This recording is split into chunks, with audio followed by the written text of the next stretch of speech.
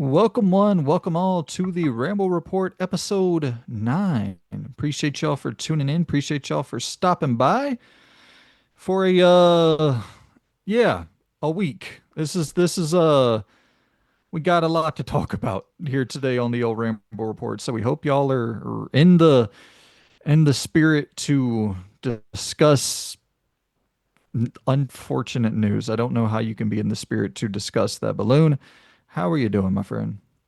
Yeah, I think you need to stop messaging me saying there's no news happening this week because this is the second time you've done that and then it's blown up fairly quickly. Yeah.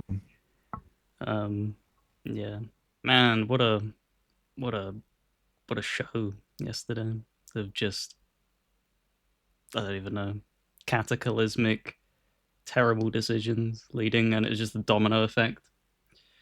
Oh boy, Yeah, that's going to be interesting to get into the whole Xbox layoffs and all of that nonsense. But I guess before we get into it, thank you all for not laying us off with your Patreon support, your YouTube membership support.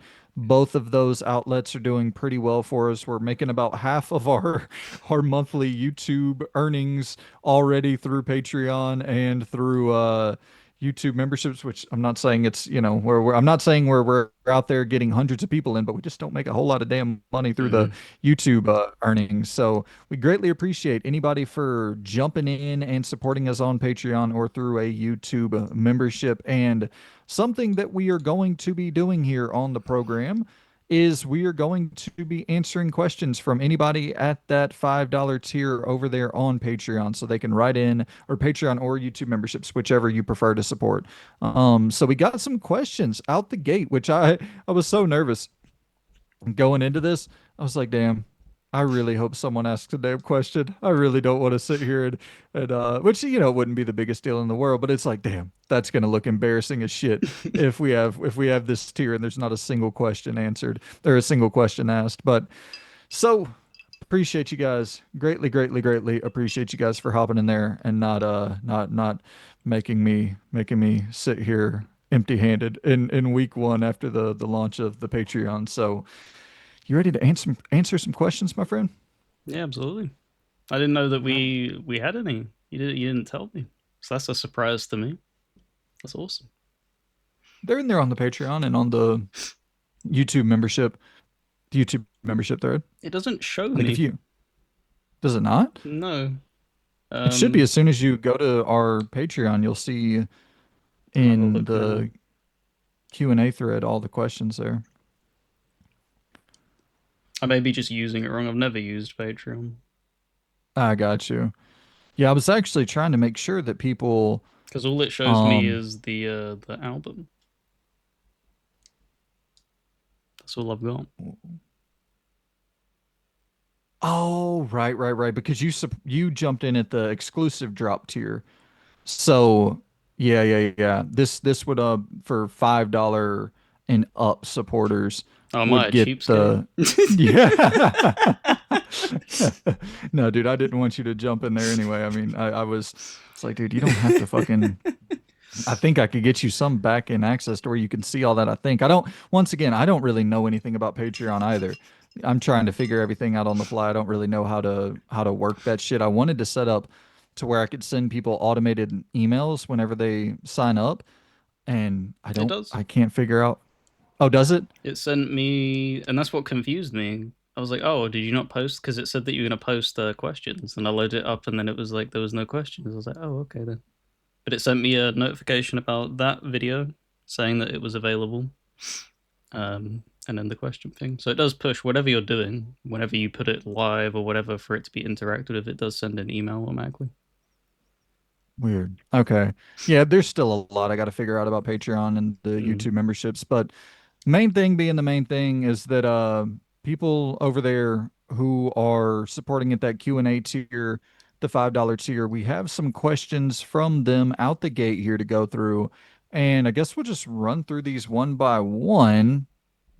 Um, let's see. Captain Corndog writes in, and we're gonna open up the show each week with these questions because it's just kind of like a good get warm. Warm our legs up. Do a little stretching before we get into the show. So, Captain Corndog writes in and he asks what our favorite video game soundtracks are. And so I of all time, I know it's really, really boring for me. I'm a licensed soundtrack guy.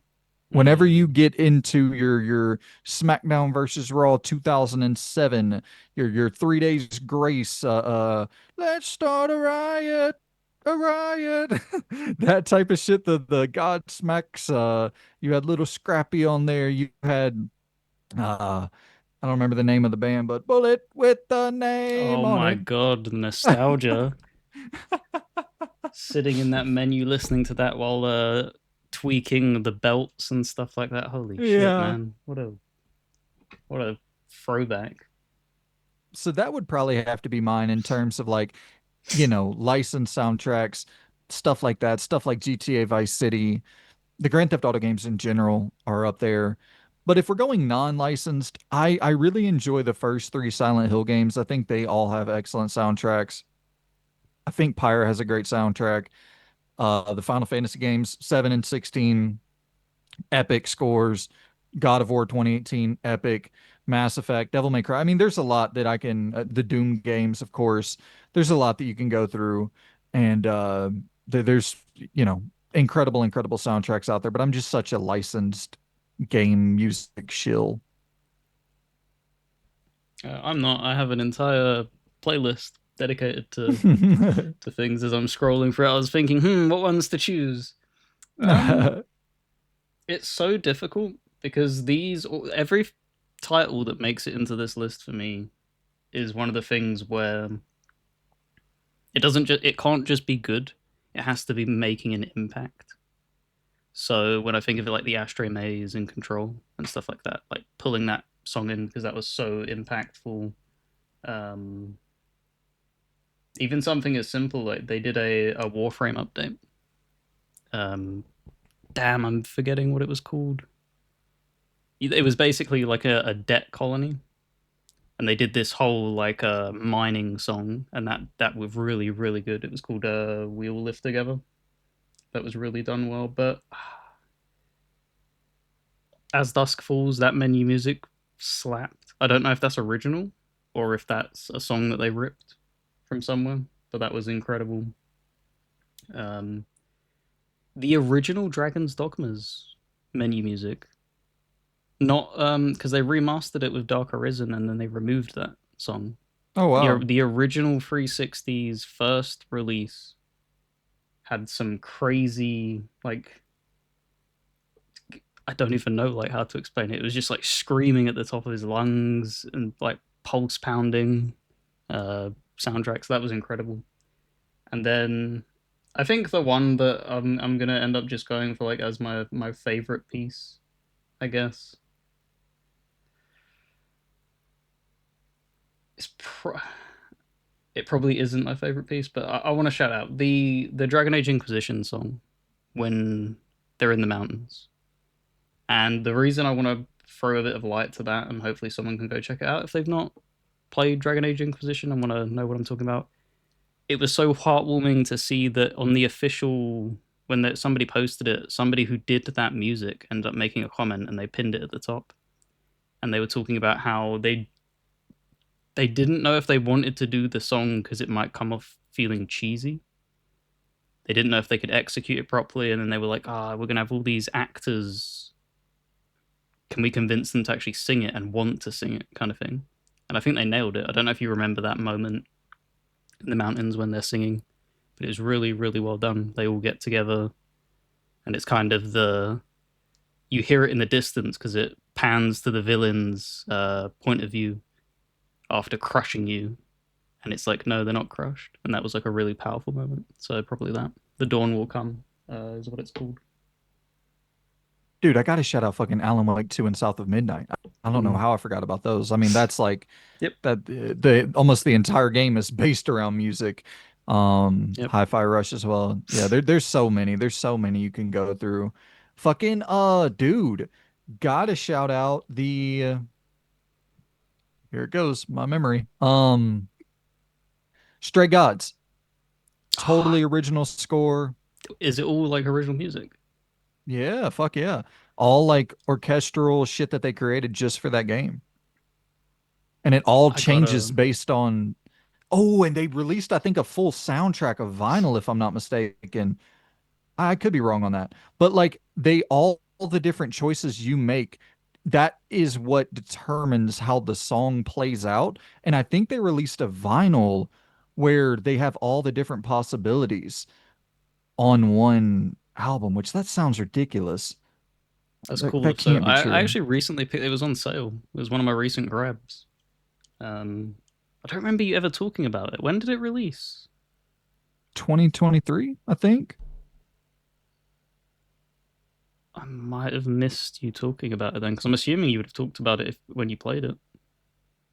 I don't know. I'm sure I did. Yeah, okay, they got the soundtrack available on vinyl. That's by Austin Wintory, who did Journey and a lot of other shit, a lot of The Pathless, I believe. Hmm. Yeah, that's Man, I need to crazy, jump man. into that That's because it was something that caught my eye, but I heard nobody talk about it, kind of thing. It kind of came out and nobody really mentions it, so it was like, maybe it was not executed very well. Um, then it was on sale. I think last week I've grabbed it. That's going to shoot up my list then if the music is that good. yeah, I never ended up finishing it. I accidentally erased my save and heartbreak. I was like 75% of the way through it. Such a bummer. But yeah, man. I would have to go with my fucking lame ass pick of SmackDown versus Raw '07. I think that's the one that sticks in my head. Those Madden games, GTA games, shit like that sticks in my head more than anything. But next up on the docket, and I damn dude, I'm blanking. In that playlist, I dropped like trailers for these questions. Like I had a rock band in there for Oh, the okay. yeah, That's what that is. that's totally on me. My brain is blanking, man. Okay. Um, and then now I have like the Nintendo one and the Okay. I don't know if I have one for sports really, but that's kind of what we can't really grab footage of real sports. Um, I definitely There's a could have grabbed a basketball one in here. yeah, that's for a later topic. I mean, you could just run it Yeah. or anywho, Okay. Physical writes in and says, if you had to try out three Nintendo exclusive games or franchises that we have never played, what would they be? And I love this question. Because Nintendo, I have such a that is one like I've never really had interest in Nintendo anything. Mm, I've played a lot of their games on other people's systems. But like Nintendo growing up, as soon as Resident Evil 2 came out, I never had any interest in really like the kid-friendly stuff from that point on. I was just fixated on Metal Gear and Resident Evil and Siphon Filter and Twisted Metal and like that's where my whole, love for the third-person action adventure game starts with Resident Evil 2 in 1998. And I just liked the blood and the gore and all that shit at a young age. My mind was so depraved it was kind of hard to go mm. backwards. Yeah. But I would say Ocarina of Time would have to be number one for me, just because like people talk about that as like an all-time great, like literally one of the greatest video games in the history of humanity. I think it's like a 98 on Metacritic. It's Mm. crazy how highly regarded that game is for just being influential and just high quality. So I think that would be up there for me. Should we? How Um, many did he want us to do? Three. yeah. Should we do one each, like bat it back and forth? Yeah, that's fine. Okay. I didn't know if he was finished. I just wanted to get that in. Yeah, no, go ahead, man. I would probably stick it. It's the thing of. I think I'm in the same boat as you. There aren't many IPs that have caught my eye to the point where it's like, oh, I have to get it. Hence why I've not obviously gone into the ecosystem. But I will give the tip of the hat to one of the Zelda games as well. If that like I think I played there was one on the Wii that I played. very briefly and just didn't care for it whatsoever. And then obviously played Breath of the Wild. But of all the ones I'd heard of, it wouldn't actually be Ocarina of Time. It would be Majora's Mask that I'd want to try out because it sounds like it's at least the most unique of the ones that they've made with that time looping mechanic and stuff like that. It seemed very, very interesting in handling it. Um, with tackling it as like a different villain and stuff, I believe. So I'd probably vote that for a Zelda game from me to want to Yeah, try.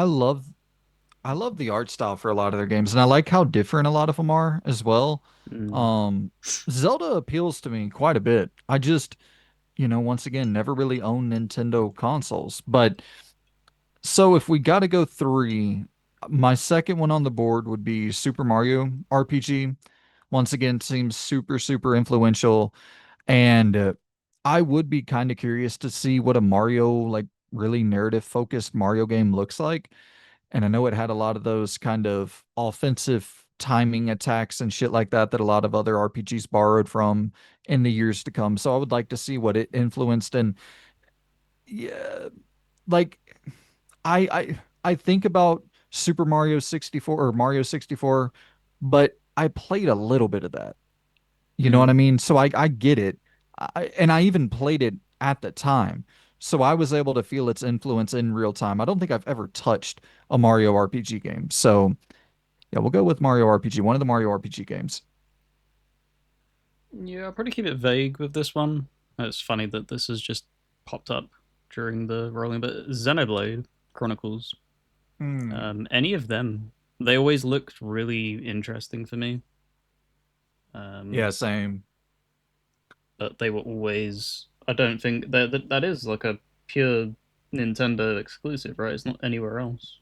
Yep, Yeah. correct. So it would be that, like, that would be my JRPG fix from their system. I will go with my third one. I'm gonna go F-Zero. Mm. So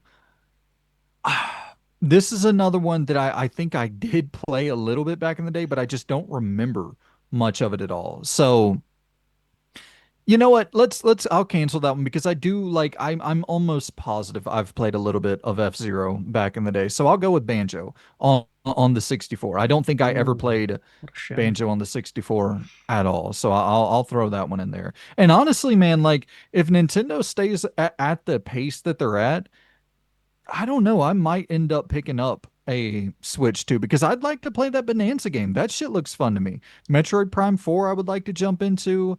They have some stuff upcoming. If they just had like one Astral Chain or one Deadly Premonition fucking 3 or Ultimate Alliance 4, something that was really appealing to me, then I would jump in and definitely pick up a copy of Kirby Air Riders and Donkey Kong Bonanza along with it. And then even Mario Kart. I'd like to play that. Like they make undeniably excellent games. That's the thing.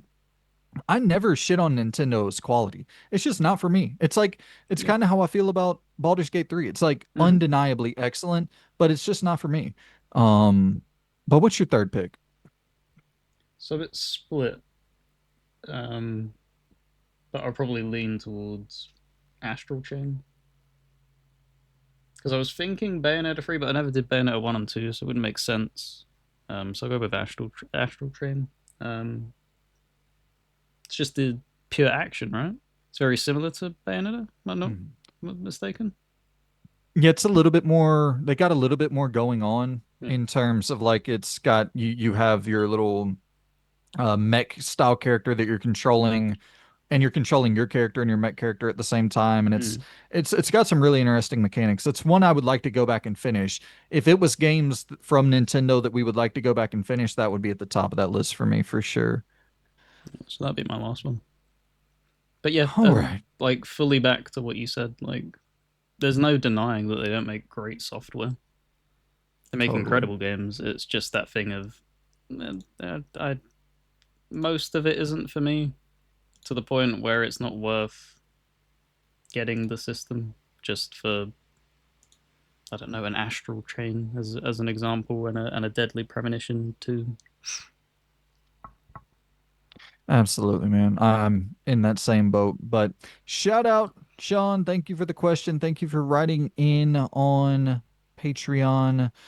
And then next up, we had Justin who wrote in as a YouTube member and asked, "What are your sports teams that you and Loon support slash follow?" Myself, I am a Liverpool Football Club fan and have been for 40 years. Makes me sound old. Um, so sports teams that you follow, support. I am more of a player centric person because we don't have a local like professional sports team. We have, the Excuse me. Crimson Tide and Alabama college football, which is, you know, like one of the best football programs in the states for college football, but it's not like I don't know, I don't really care about college football all that much. And I know that's sacrilegious if you're from the South, but I don't know. I don't know. I don't really have all that much investment in it. I want to see the pros. I want to see the best of the best, and like that's the shit that I'm really invested in. Although the investment level of the college players is often much higher than the investment level of the pro players because the pro players are fucking rich as shit. So it's kind of hard to wake up in the morning with that extra level of motivation whenever your multi $100 million contract is just sitting there guaranteed, which for a lot of it it's not guaranteed, but um so yeah, and I'm a basketball guy, and I guess we'll start with the Tracy McGrady kind of was probably Kobe, Tracy McGrady, Shaq, Allen Iverson, that era of basketball, Tim Duncan, Jason Kidd, Steve Nash, that run, Ray Allen, just so many players of that era. Paul Pierce, Michael Redd, like I could go on, Kevin Garnett, Stephon Marbury. Like that run of basketball was my favorite era ever of basketball. And then into the LeBron era, into the Melo era. And I loved following that whole run, the 2003 draft class with Melo, Braun, and Wade, Chris Bosh. Such a strong year. And then into your Dwight Howards and all of that stuff the following year. And so I just think that run of basketball was so good from like 98 as Jordan was leaving and into I think basketball got really hard to watch around the Steph Curry era, in my opinion. It just became so 3-point centric that the game kind of lost all like it was almost played more so based on numbers and like analytics than like you don't see as many Tracy McGrady, Kobe style players who just completely like one on one or trying to shoot over a double team. Like, and I know that you shouldn't do that. Like the way they're playing basketball right now is the right way to play it, but it's just not as fun to watch. You don't see those dogs as much anymore. And I really like Anthony Edwards a lot in the NBA right now. I really like following him, Jokic, and he's more of a he's not an analytics driven guy, but he is definitely a high IQ player that I like to watch. And Kevin Durant kind of falls into that lane of kind of a mix of the really high IQ play, but also still has that dog. Um, and then completely takes over a game on offense. So those would be those are kind of the players I really like to follow. In the UFC, I love watching the UFC. Shout out, John Jones, Anderson Silva, like those. That's kind of I'm more of a player or individual centric focus when I'm consuming sports. So those are my shout outs. All right. Well, he chose the right team with Liverpool. Um, it can't really talk about this right now without mentioning this. A really unfortunate thing happened earlier today of us recording this. I'm not sure when this is going to go up, but one of our players actually died in a car crash. Oh Diogo Jesus. Jota. So rest in peace to him. Um, so unfortunate, man, because he wasn't like a prime starter locked into the team week in, week out. He had a lot of injury issues and stuff, but he was such a good head to have in that dressing room. Um, and just it's so unfortunate that we won. We ended up winning the league, and we're going into the next season now. He ended up winning. I think he won something with his nation during the off time, and then he got married 2 weeks ago. and then that Oh happened my today, and it's just like, God. holy shit, man! Like, guy lived the highest point possible, and then that happened, and it's just like that's so unfortunate. That is So heartbreaking, dude. yeah, seeing that today, it was just like, why? Like Yeah. seriously, why? It's so because it's always heartwarming though at the same time of when you see rivalry in sports get put on pause for a time like this, when especially in football where it can be very tribalistic in the UK, very very aggressive passion, and seeing everybody come together and just being like, man, that genuinely does suck. And you have teams Yeah. coming together, sending condolences and stuff like that. So that was good to see. But yeah, Liverpool for me for football. Crazy good transfer window though to try and claw back a bit of positivity. End up winning the league, and we've had one of the most aggressive transfers in probably Premier League history.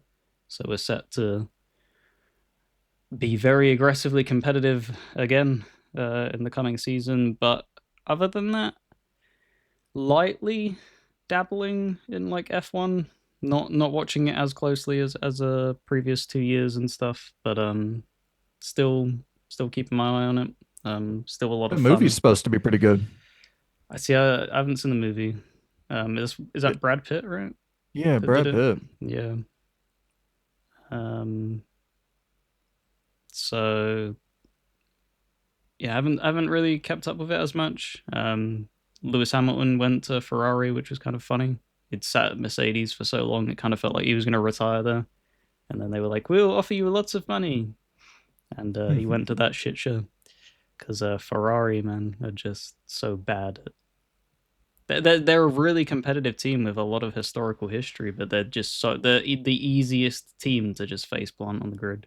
They will just do the stupidest things sometimes. So maybe I should be checking in a little bit more for funny radio commentary from their race engineers to Lewis as they torment him into his retiring years. But yeah.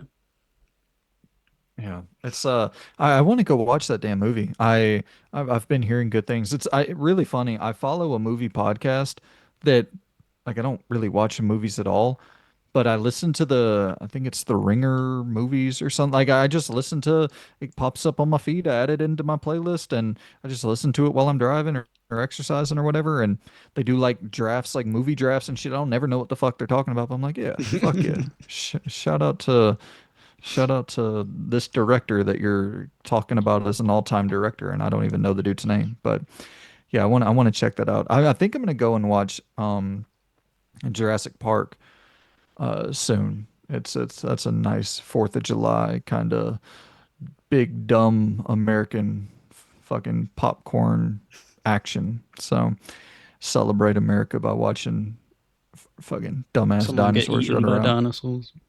Oh yeah. So that is that. We appreciate y'all so very much for writing in on Patreon and through the YouTube membership program. Thank you all so very much. Now, Loon, we are here. And also, before we jump into it, if there's any questions, because like once again, I am very noobish to the whole Patreon YouTube membership verse.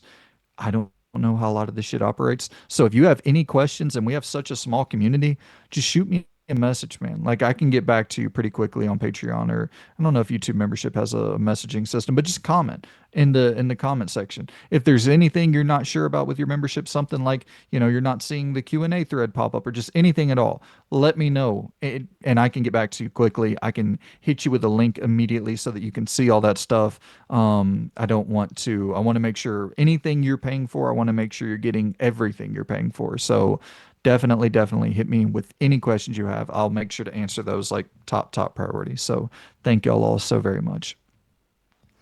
Okay. Now we go into the unfortunate fucking. Oh boy. I wanted to put this at the top of the news segment as we discuss the old layoffs at Xbox. I wanted to really make sure that we have this at the start of the show. That way, if we got to cut some stories, we can cut them. and it's like we can dive into this and kind of break it down for bit by bit and get all our thoughts off because this is definitely the biggest news story of the week, probably the biggest news story of the year. Is it? One, Ace Combat's huh? at the top. Wait, what? Ace Combat is at the top. You said about having it being the very first thing. That's what made me laugh. Oh, in the playlist? Yeah. Oh, yeah, I compiled the playlist bit by bit. Okay. Oh, well, yeah, yeah, my bad. I tried to rearrange the Yeah. playlist, and there was just I one was like, thing wow, above you it, but feel that strongly about Ace Combat. Props to you, man. Big up Ace Combat. no, yeah, I got all the Xbox stuff right below it. Um, yeah, it's so this is crazy, crazy, crazy situation across the board here with the layoffs at Xbox and just fucking 9,000 jobs in general being cut at Microsoft. This was some of the craziest shit I've ever seen. Every fucking 20, 30 minutes I was refreshing on Twitter and there was a new game canceled or a new studio with significant layoffs. It was just a bloodbath, an entire day of bloodbaths, and I don't think that the blood bathing is even. I think we still got more announcements of cancellations and layoffs and all that shit, unfortunately. So yeah, we're definitely in the Microsoft era of Xbox, which is, it's a real bummer to see all this unfolding. And yeah, so let's go ahead and get into it. We have a lot to get into, and so what I'm hoping I tried to include pretty much every big cut. There's going to be a lot of stuff I miss here. Like it was impossible to follow along with. I was literally trying, grabbing a link every single Yep. time, trying to throw it into, like, it was impossible to follow along with how many layoffs happened yesterday with Xbox. And we're going to focus on Xbox, not Microsoft, because obviously it's a gaming podcast. But Hmm. all right, let's start off here. Rare had Everwild canceled, and they were hit with significant layoffs as well. And this is fucking crazy because Phil Spencer was just recently talking about how Everwild is making great progress, Mm, and that was like a few months ago, and now their game is canceled. I think this will go down as one of the biggest head scratching fucking acquisitions of all time in terms of studios that they've acquired. yeah. Sea of Thieves obviously turned out great, but for that to be pretty much all that has come out of that studio that's noteworthy, they made Nuts and Bolts, they made a Conquer game, they made Crab by the Ghoulies, Viva Pinata, but like that's pretty much it since fucking 2002. I mean, they fucked around with the Kinect, but like in terms of real games, I that's crazy, dude. That is absolutely fucking crazy. And with that, some lead talent. I believe the director of Banjo and Sea of Thieves left as well after being with the company for like 30 years. And I was seeing today, just before we started, there was some other talent, lead talent from Rare that was leaving as well. So it's like, oh boy, that's not great. Sea of Thieves is your biggest thing going, and the director of the game is leaving. Yeah. I I don't even know where to begin. It's I would assume that they're pressurizing them to leave because they're probably looking at it and being like, it's that money making kind of thing that they can milk, so they don't really need you, kind of thing. Because with Everwild, because when was it originally announced? What, 2017? Something all the way back then. It's been a while, yeah. And then and a lot of this, like we saw how messy it was when you was talking about refreshing your feeds and stuff like that. There was so much information spiraling around with rumors of this being even longer in development before they actually ended up announcing it and stuff like that. So it's I don't know what was going on with this. Why did it take so long to get anything done and seemingly nothing did get done? We I don't think we ever saw gameplay of it, did we? At all? No, It was just the name and like yeah, it's just baffling because you've heard us time and time again of sitting there being like, what the hell's going on with Wolverine and stuff like that. It's just a guy sitting at a bar. What the hell was going on with Everwild? They're sitting there with a tiny little trailer thing and then nothing really shown of it. It's just a really big head scratcher as to what was going on over there. But again, it's what's even more of a head scratcher. But then this should be a wake up call to us if he is going to still be in a job. Good old Phil. When he says something is going well, probably begin to take that with a huge grain of salt because he said the same thing about Hi-Fi when it came out. He was like, "Yeah, that's strong. It's done well. We're really proud of it." And then boom, look, if that happened. yeah, if he says anything at all, take it with a grain of salt. At this point, it's fucking crazy the amount of doublespeak that comes out of that guy's mouth, and just that entire team. They live in smoke and mirrors verse. Like it's crazy the amount of fucking flipping narratives and spinning. It's wild. It really is wild. Just the amount of deception on offer with the Xbox brand. Um, It kind of go ahead. it makes me begin to really, really wonder if he actually has any say in anything whatsoever. Because what I this don't think begins so. to feel like is that he says what he thinks passionately. So he's gone and visited that studio with his own eyes. He's like, yeah, that's fine. It's great. You guys are you're working away at it. Well, he'll be done when it's done, kind of thing. He tries to be that nice, warm, I don't know, fatherly figure would be a way of explaining it. And then he goes and reports back to Microsoft, and they're like, what the fuck are you doing? And he gives them the information like, okay, well, we're just canning it because they have no. This is the thing. He does game himself. He plays games, so I think he's attached to it in a way that gets in the way of decision making sometimes. And they just go above his head is what this feels like because you wouldn't say they're doing well and then can it, and you wouldn't say they're doing well and then shut like that doesn't that makes zero sense in approaching it that way. You would just turn around and go, well, yeah, we're not happy with it.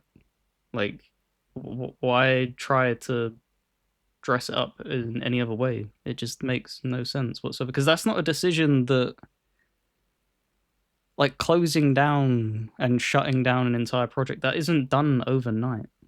That's back and forth emails, months of correspondence and stuff, and people fighting because there's going to be rare fighting tooth and nail to be like, no, we need this, so give us a chance, give us a chance. So, like, yeah, it's just baffling, like you said with the smoke and mirrors. Yeah, it's fucking crazy, man. And we'll get into the smoke and mirrors a lot more here in a second. But the new MMO RPG from ZeniMax Online has also been canceled as part of the old Xbox layoffs, and the president of the studio left the company. So, you know, uh, the, I get just to real quick, they were funding a game from John Romero, Xbox was, and that got canceled as well. Um, and Romero put out in a post a tweet that we're looking to do everything possible to make sure that we're looking after our teammates and shit like that, looking after our studio, and so hopefully they're not going to be hit with significant layoffs based on the leadership at Xbox, or I guess Microsoft kind of gutting everything in Xbox. Yeah.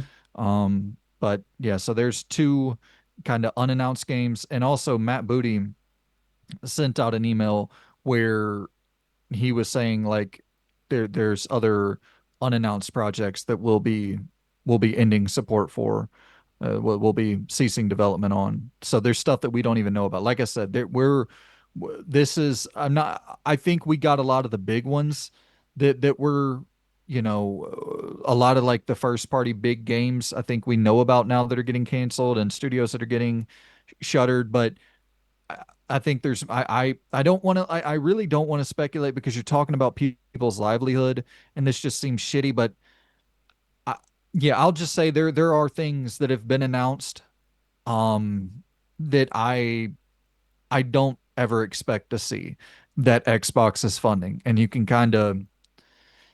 probably infer on what some of that stuff is, I would assume.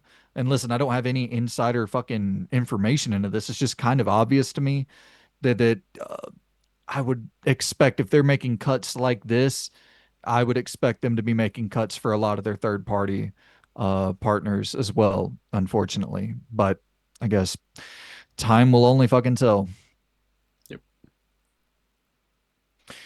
So Perfect Dark has also been canceled, and the initiative has been shuttered completely. The first quadruple A studio in the games business is no longer a studio in the games business. And listen, the whole idea, the initiative was such a weird formation, just entirely, Mm. where you have this studio spun up, and they're kind of like the idea studio, and then all of the work is being done by a third party partner. Where, and I don't want to say all the work, but Crystal Dynamics kind of goes in there and they're trying to get this thing up to speed to be an actual video game that can be released to the public. Like, that's a problem on many different fronts. That's a problem on the front of why the fuck did the initiative exist in the first place? Yeah. That's a problem on first party management. That's a problem for Crystal Dynamics because they also have a fucking Tomb Raider game that they're trying to work on that Amazon is funding. And so it's like, dude, well, are we going to see a bunch of cuts to Crystal Dynamics as well? You know what I mean? Like, it is a certain, percentage of that studio that was exclusively working on Perfect Dark, are they about to get axed? Like, that's the thing, is these decisions, they spread so far and wide that it's not just a Xbox problem. It's an anybody who's associated with Yeah. Xbox problem. Yeah, because we saw similar things with the Embracer stuff. If you remember back when they were going to be getting Saudi funding, right? Yep. That didn't just screw over the person who was getting the funding. That was like, oh well, we don't have any money to throw out to all these other things, and therefore cuts, cuts, cuts, and it affects everybody under that umbrella, and everybody that was associating with them. That's the same thing with this. It's not just going to be the fact that we're not getting a perfect Dark game. We may it may be as extreme as not getting a Tomb Raider game. It may be that bad that they needed that funding to spread elsewhere and just balance books and stuff like that. Like we don't know. It's crazy how bad of a knock on effect with how turbulent modern game development is. It can really begin to spiral out of control quick. And let's just have, oh my God. Let's just hope these fucking goofballs don't axe Fable. Because if that's the case, then we're talking about wasting Eidos Montreal's time and Crystal Dynamics' time. And so your Tomb Raiders and your Deus Exes or anything new that they were going to go and work on were wasted. Those years were wasted trying to fucking make something for Xbox who, whatever the fuck's going on. I'm well, we'll get into it in a second, why I think all of this is happening.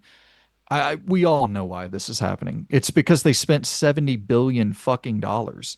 It's like you got to make cuts any and everywhere possible to make any of this shit make any sense. Like, I really really worry that Xbox is going to I worry that Microsoft bought Activision to turn Xbox into Activision. I really worry about that. Um And and it's it's be it's a valid worry because it's what happened with when Activision and all that merged with all of that. They stopped publishing stuff. When Call of Duty got big, that was it. That's all they. That wasn't Activision. It was Call of Duty. They didn't care about anything else Activision touched and owned and had done in the past and stuff like that. It was full force on that because that is the moneymaker. And now Microsoft has a taste of that Call of Duty money, Yeah. and they are like, if you don't care about your console ecosystem, if you don't care about selling consoles, if Game Pass is failing, which obviously it is, then what is the desire to create good games? That goes out the window. Like if you don't have a console to sell, then it's like, and you're not putting exclusive games on it, it's like, well, then why are we spending $300 million dollars on Perfect Dark when we can spend $300 million dollars on Call of Duty and get infinitely greater returns on Call of Duty than we ever would on Perfect Dark? But with Perfect Dark, if you had it as an Xbox Series Y exclusive, the fucking argument that you could make to your investors is, well, this is a console seller. It's getting people to buy into this ecosystem. But as they're abandoning their console business, to some degree, like at least to the degree of trying to make it d- trying to keep that as like a major priority of their business, where you want people to have games that they're buying into this system for. Like if you're relegating yourself to, okay, we're going to have 20 million players, 20 million owners of the next Xbox, if you're okay with that and you're cool with putting all your games everywhere, then it's like, what's the point of continuing to make those games? You don't need system sellers anymore. Call of Duty's not a system seller, it's available everywhere.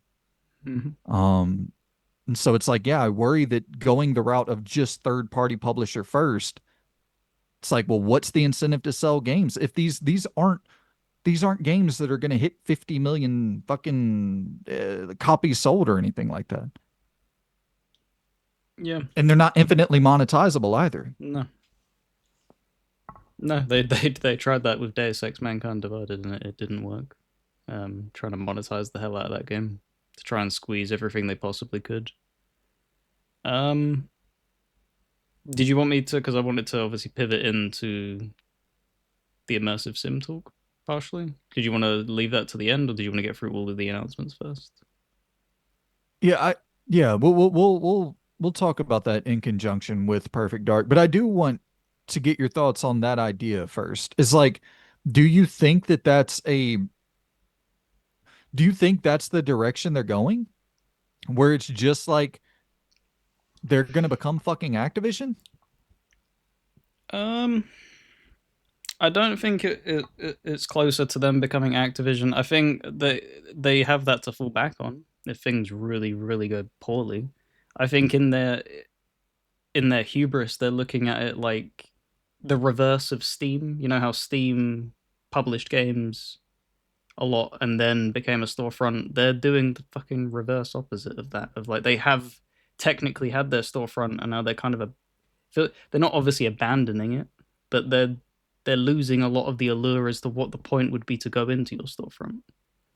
And they're trying to do it that way and trying to open up all the borders and stuff like that. It's it's just a time will tell thing. I don't know what,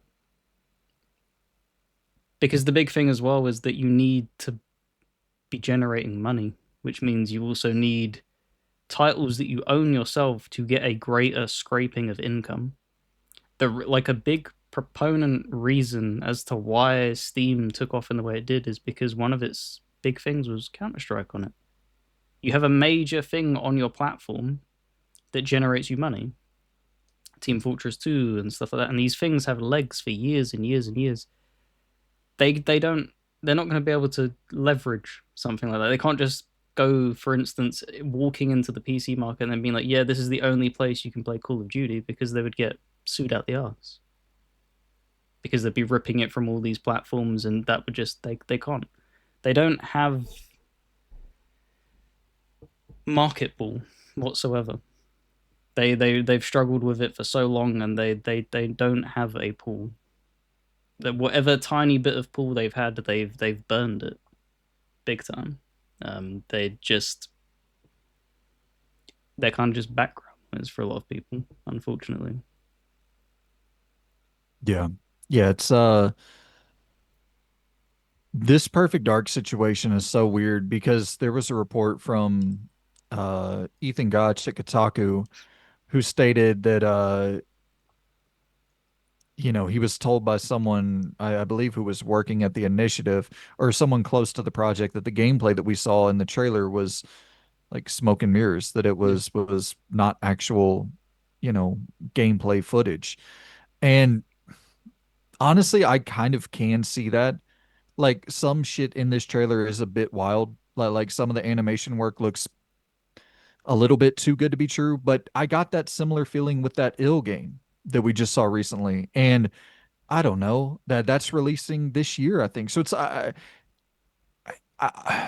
I don't listen. It's probably I would assume that there is a lot of smoke and mirrors in that trailer. I would assume that's true. But like I don't think Crystal Dynamics was over there working on something that wasn't going to end up shaping up and being a releasable product. Like I think sure, the early stages of this game, the development I imagine, and probably still the development was turbulent. But I think if you put Crystal Dynamics on that project, but maybe they were too split between Tomb Raider and Perfect Dark. Maybe there wasn't enough Crystal Dynamics talent over there getting this thing and shaping it up into something that could be releasable in the next couple years. And Microsoft had to make that cut. Um, Do we have a rough estimate as to how big that budget was, or is there no numbers floating around yet? no, but you got to imagine once again, if you're Because looking at that, yeah, because I was when I've heard about it, it was like there's no way this up to this point, say this day on the third of July, I don't see it being south of 100 million. It's no more chance. much more than that, more than likely. But that's playing it safe, me giving them the benefit of the doubt. And you're talking about this was before even like hearing that news of it not really even being anywhere near made.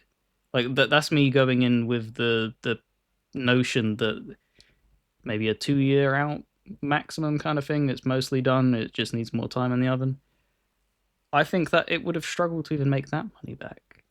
So if it's even more than that and it's still in the earliest form stage of development and stuff like that, you're talking that's going to double that budget more than likely. And I But think the thing is that it probably is of all the possible scenarios because they don't make bad games. Crystal Dynamics, they're very good at making games. I think it was just a manpower thing. I think they just fell short. They spread themselves probably too thin because they're needing work in this climate. So they're like, yeah, we'll sign up with this, we'll sign up with that, and stuff like that. And you've had instances where Microsoft has been patient with certain games and stuff like that. So they're probably thinking, yeah, they have tons of money to throw around. So and we're a household name. They're not going to rush us, and they probably won't can our project. And but this it's and this is the thing of where they unfortunately have canned it. We've seen this before with Scalebound and stuff like that, where it's years, years, years, and then they end up shuttering it because it makes no progress. And it's still to this day, I don't even know what happened with Scalebound. I don't know if that was a Platinum fumble or if it was a Microsoft thing or if it's equal blame. They just, for some reason, every now and then tie themselves to a project. Years and years and years go by and then nothing happens. I don't understand it whatsoever. yeah, I mean, I think there's enough examples, and it's the weird thing because Xbox has been on a fucking hot streak in terms of their first party output. They've released a lot of great Yeah. shit, but I think there are also enough examples of really just mismanaged products that like that. I guess that's still a thing over there where there are projects that just are not being oversaw correctly, not being evaluated correctly, not being fucking properly nurtured, whatever you want to call it.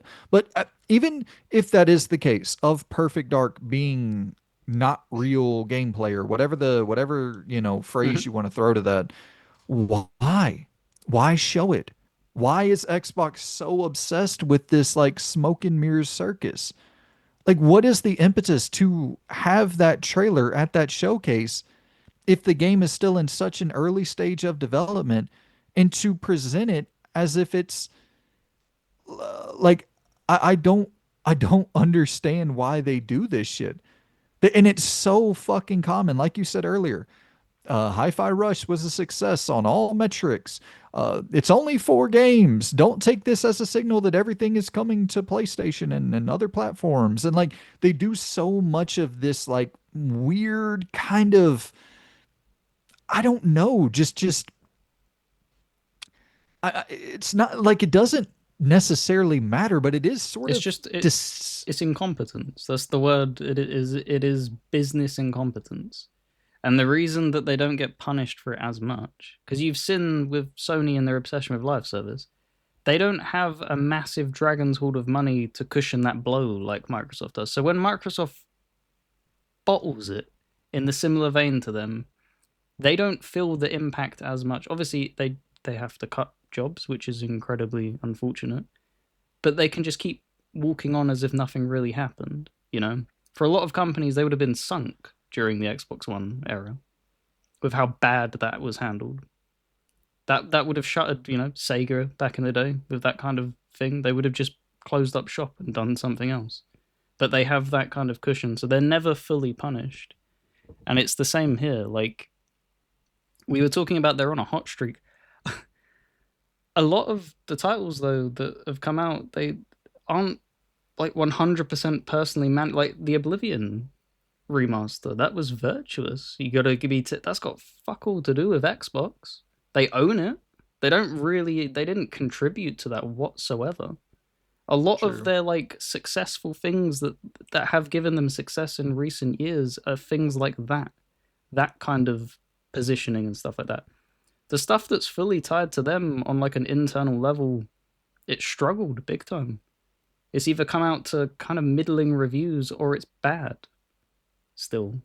And this is because the thing of what spiraled round constantly for the longest of time. The thing that's the most successful there was Horizon. Horizon never really missed. Playground just worked its magic game after game. They never really failed with it, but everything else really struggled. Halo, holy Christ, Halo! How bad that's plummeted. It's just crazy. Just like I said, it is. It's just pure incompetence.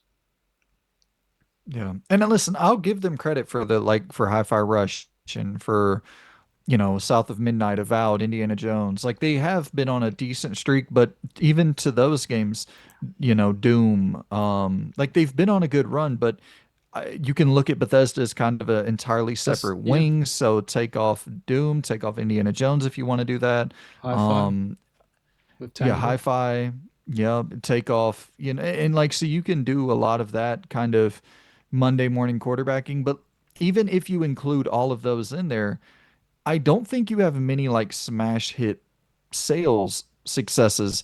And that's kind of back to the whole point of like when you're looking at this as a publisher more than a console manufacturer, you can't have too many of those.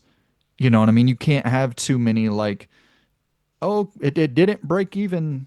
It's like, well, what's the justification for continuing to make it? What's the justification for continuing to fund the studio if they're not breaking even or not making a profit? Whenever we have Call of Duty and we can just sit back, kick our feet up, bank on that, cut all these other studios, have the IP, license the IP out, sell the IP off, whatever, and you're cutting tens of thousands of jobs. And it's like, I do not want this to be the situation, but that's kind of like when Xbox was buying or Microsoft was buying up a lot of these studios initially, it was the whole thing was we're buying Bethesda to make great exclusive games for Xbox. And it's like, yes, this makes total sense. This is like when company, and even then I was like, shit, this is you're a big ass company buying another big ass company, and then you buy the biggest company, the biggest publisher in games is bought up, and it's like, I don't know, man. I think that at that very point right there, $70 billion in, this is all because for the longest time, Xbox was loose change in Microsoft's couch. It Mm-hmm. was like, who cares? Just let the kids go play. They're at the kids' table. Let them go over there and kick the ball around. But now it's like, no, you are responsible for Microsoft's biggest acquisition of all time. We are monitoring you with fucking laser focus. And it's gonna get ugly. Like it's gonna get ugly. And now that they're not in any position in terms of console relevance, it's like this is fucking scary. This is scary for sure for these studios. I can't imagine how shitty that must feel, dude. That must fucking suck to be sitting there right now and being a Compulsion or a Double Fine or even Obsidian or whoever. Yeah, even Playground. with their track record and stuff like that. You announcing that you're having to delay the game, it's just very messy because it's not. I don't imagine it's Xbox that are choosing to make these staff cuts. It's Xbox being No. like, right, here's a piece of paper. We need 2% of that gone. We need 5% of that gone. Work out who it is between Yep. yourselves, kind of thing. And why is it never the executive suite? Why is it never? And listen, I don't want to call for people's jobs because I don't know enough about what's going on to say who did what, this, that, and the other. But it's like at some point, whenever the people making tens of millions of dollars get pay raises as other people are getting entirely thousands of people are getting laid off, it's like when does the focus go to a Phil Spencer, a Matt Booty, a Sarah Bond, a Aaron Green, or whoever? You know what I mean? Like, and once again, they could be doing great work. I don't fucking know. I do not work there. I don't know anybody that works there. I'm not an insider. Like, I have no fucking clue who's responsible for what. But if you're I believe Matt Booty is in charge of first party development, or he's the head of first party studios. It's like, Jesus Christ. Well, I mean, goodness gracious, man. And that's the thing. When you look at PlayStation, Jim Ryan, after the debacle, he got the fuck out of there. He pieced out. So it's like, I don't think those dots are completely disconnected. I think when you saw PlayStation really beginning to fucking fall on their face and Jim Ryan exits quickly, there's dots you can connect. When Herman Hulst gets a demotion, dots you can connect. So it's like, where why is that not happening with Xbox in the Wii U era, like we talked about before? You Where know, they took the pay leadership cuts. taking Yep. taking pay cuts. Where is that? Where's the accountability? There isn't any. Um, they must be very tight knit. Would be my my assumption. Obviously alleged. Like it's just me giving an opinion, but it is that's the only thing because these types of screw ups are the types of screw ups that would cost you your job because it's not. I get that they want to cut this, cut that, and stuff like that. Right, that's to push the profit. But you also need a road plan and an execution for a plan after that. And if your current leadership has, that's the point. They are the leaders. They have chosen these things to execute and pursue, and they've cost you these things. So should they not also go and be replaced, Exactly. reshuffle, get new ideas in and stuff like that? So yeah, I I think Phil was the person to have before Activision. I don't think he's what they want now. I don't think he offers Xbox anything because he's looking around and he's trying to do all these things, but he's still. It feels like in the back of his mind, I'm doing this because of Game Pass. I'm doing this because of this. I'm doing like it's not what Microsoft want. Microsoft just want we just want you to make money, dude, and you're not making money quick enough. So it's surprising he's still there, to be honest, along with the others, like you said, Matt Booty, in charge of first party games, and their first party games have been not smash hits and delayed when they haven't been releasing. So clearly something's not going right there. Yeah. Well, I could go on for hours. I'm gonna let you take it away. You had something you wanted to talk about in terms of immersive sims, the sales success or lack thereof for immersive sims before we Yeah, jump out of I, Perfect I Dark. wanted to just shine a little bit more of a light on it because it's one of our most beloved genres, right? I think you're read like if you hear anything as an immersive sim, you're immediately your ears are perked up and you're like, yeah, man, let's go. And I'm the same way.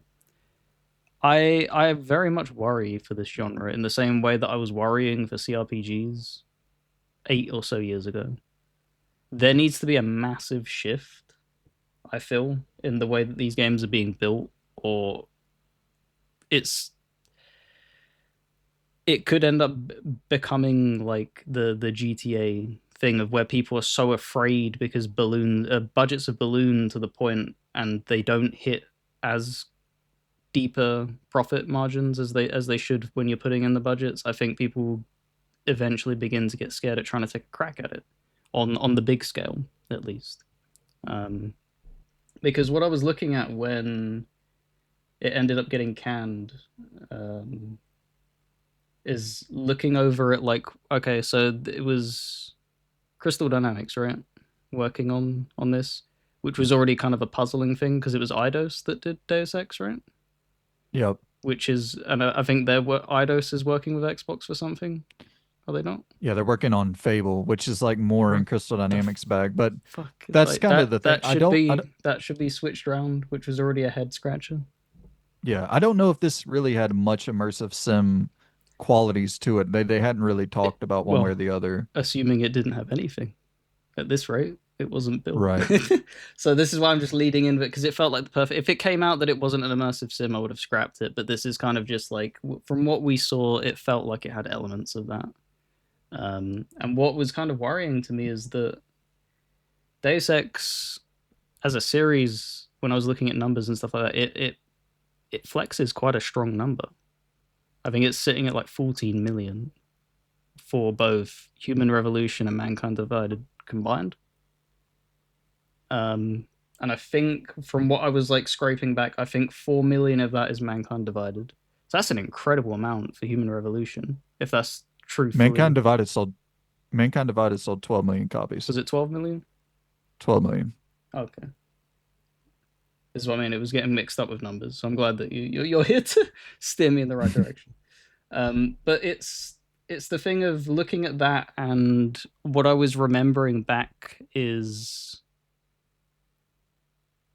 during the 360, Human Revolution came out, and people loved it, but it didn't sell particularly well. Um, it was a very quick games with gold game a few years into that, and on top of that, I started seeing a trend of about a year after these immersive sim came out, because it happened the same with Dishonored. They were just bargain bin. I don't know if you did that happen. If this is different in the US, I'd like you to tell me. But in the UK, these were things that there were so many copies remained sealed, and they were just price tagged as £5 for Dishonored, for Human Revolution, and stuff like that. Like they didn't retain their value, which is kind of frightening back then to see games plummet that quickly. Like I don't think games held their value as much as one would hope, but that seemed like a massive drop off for what it I was. got a Because correction. You were right. Deus Ex, Human Revolution, and Mankind Divided sales reached 12 combined reached 12 million. This yeah, is in 2022, so you're probably right. It's probably closer to 14. yeah, I think that's yeah. Okay, yay.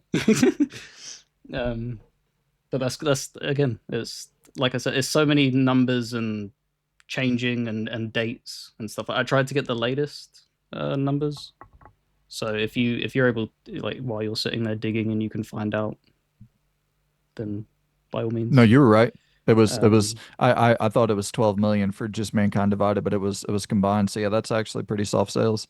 mm. Not soft, but No, that's you what I know. mean. It's not soft, but when I'm looking at it through the lens of that, it's the thing of why I try to keep in mind when you have games that reach that number, we also need to keep in mind the value retained to reach that number.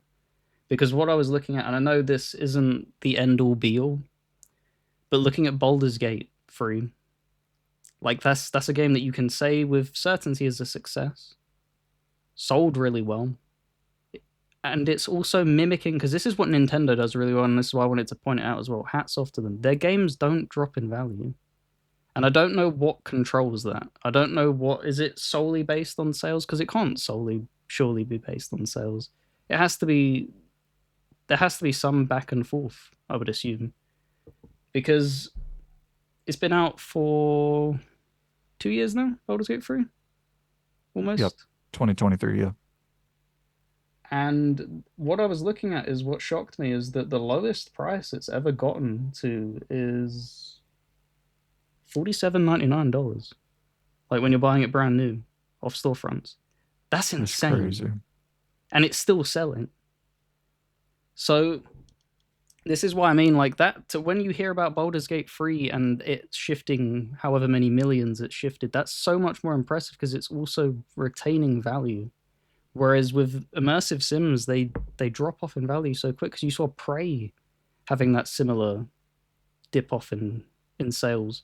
It isn't just immersive sims as well. I saw it particularly with Bethesda, um, like what do you call it? Machine games with Wolfenstein. They also seem to plummet in value as well, which is kind of weird. But obviously focusing on the immersive sims. And what was interesting for me to find out as well with Dishonored 2, it sold roughly about half as much as the first game. Cost obviously, as you would expect, more to make, but it cost apparently more to make than Skyrim in its development, which is crazy. Yeah, that's insane. Like, and this is the worrying thing of why you're looking at obviously speculation. If Perfect Dark was to mimic that, and you're seeing these massive balloon in budgets, they're probably looking at it like these games don't really retain value. We're getting to 100 million, 200 million. Like, when does it end? We need to make a profit. Right. And if these games, some of them barely made profit and climbed over the finish line with minuscule budgets compared to that. And yeah, they would be shipping it everywhere, would be probably the argument that could be used to counter that. They could push it onto literally every device. But even then, this is a genre that got critical acclaim for most of its releases. 80s, high 80s for a lot of these games, and they sold poorly compared to that rating, and it's just really, really unfortunate. Um, Yeah. the biggest like knife in the gut when I was doing all of the number gathering and stuff, Prey 2017, and this is the closest I could find was of 2021 sales as of 2021, 1.5 million copies. Hmm. Holy shit! That game Yeah. deserves so much more, and it's yeah. And the thing is as well, what worried me with, because obviously Deathloop was, I think, their latest game, right, of that kind of genre Uh, esque. yep. 2021. They didn't report, like they reported on it that it was one of the best selling in its like opening week and month. Didn't report any figures after that. The next thing that came close to it was we have 5 million players, which that's a red flag in this Mm. market. You're not. A lot of people have begun to wisen up and be like, yeah, it's great that you've reached 5 million players, but that's not that's worrying because that means that you haven't sold 5 million. What's the big difference? Because if it was only a million or so difference, you would be like, yeah, 4 million copies sold because that's still fine to report on. So I worry at Yeah. like what the sales were for that. So yeah, I'm just worried about this genre. Like I said, it's kind of giving me PTSD on how I was feeling about CRPGs almost a decade ago. Of they really really struggled. They really really struggled. They never really exploded and seemed to always come out and it was people loved them, but they never sold well. And these are a lot more expensive to make than most CRPGs. And what I was thinking of is, do we know any of them that are up and coming, like other than the System Shock thing that's coming out? Is there any big named ones that you can think of? I mean, you can speculate about certain things. Like, is that Blade game going to be immersive sim tinged? Like, there's certain things. Is there any new Hitmans Do on we the know way? of Is James Judas? Bond? Judas, right? Judas Probably. probably has a tinge of that. And I guess that's kind of the thing too, where I think the games that have succeeded in this genre are it's not games that are in this genre that have succeeded. It's Yeah, games that are that flirt with the main. adjacently, yep, that are kind of related to this genre, like a BioShock Infinite being the most successful BioShock game, and that's definitely the most first-person shooter-centric BioShock game. and then like Far Cry, Mhm. which has a little bit of immersive sim. Hitman has a little bit of immersive sim qualities. Cyberpunk has a little bit of immersive sim qualities to it. But like those are mostly another genre first, tinged with immersive sim in it. So And I'm glad that you brought that yeah. up because that was also going to be what I was saying with CRPGs.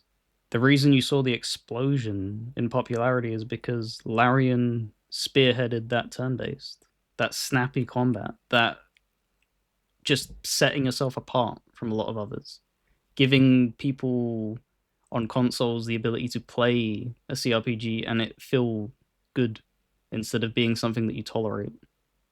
Um, so I don't. If they if and the thing if they wanted to solely spearhead as like a immersive sim first, that's you can't really adapt the gameplay because when you begin to adapt it, that's when you go to that other kind of like with the Bioshocks and stuff like that. You're beginning to blur the lines and do other stuff. I I worry about these becoming greenlighted projects moving forward without utilizing what I would hope that they utilize now because people aren't going to be throwing 100 million at this again with that kind of showing.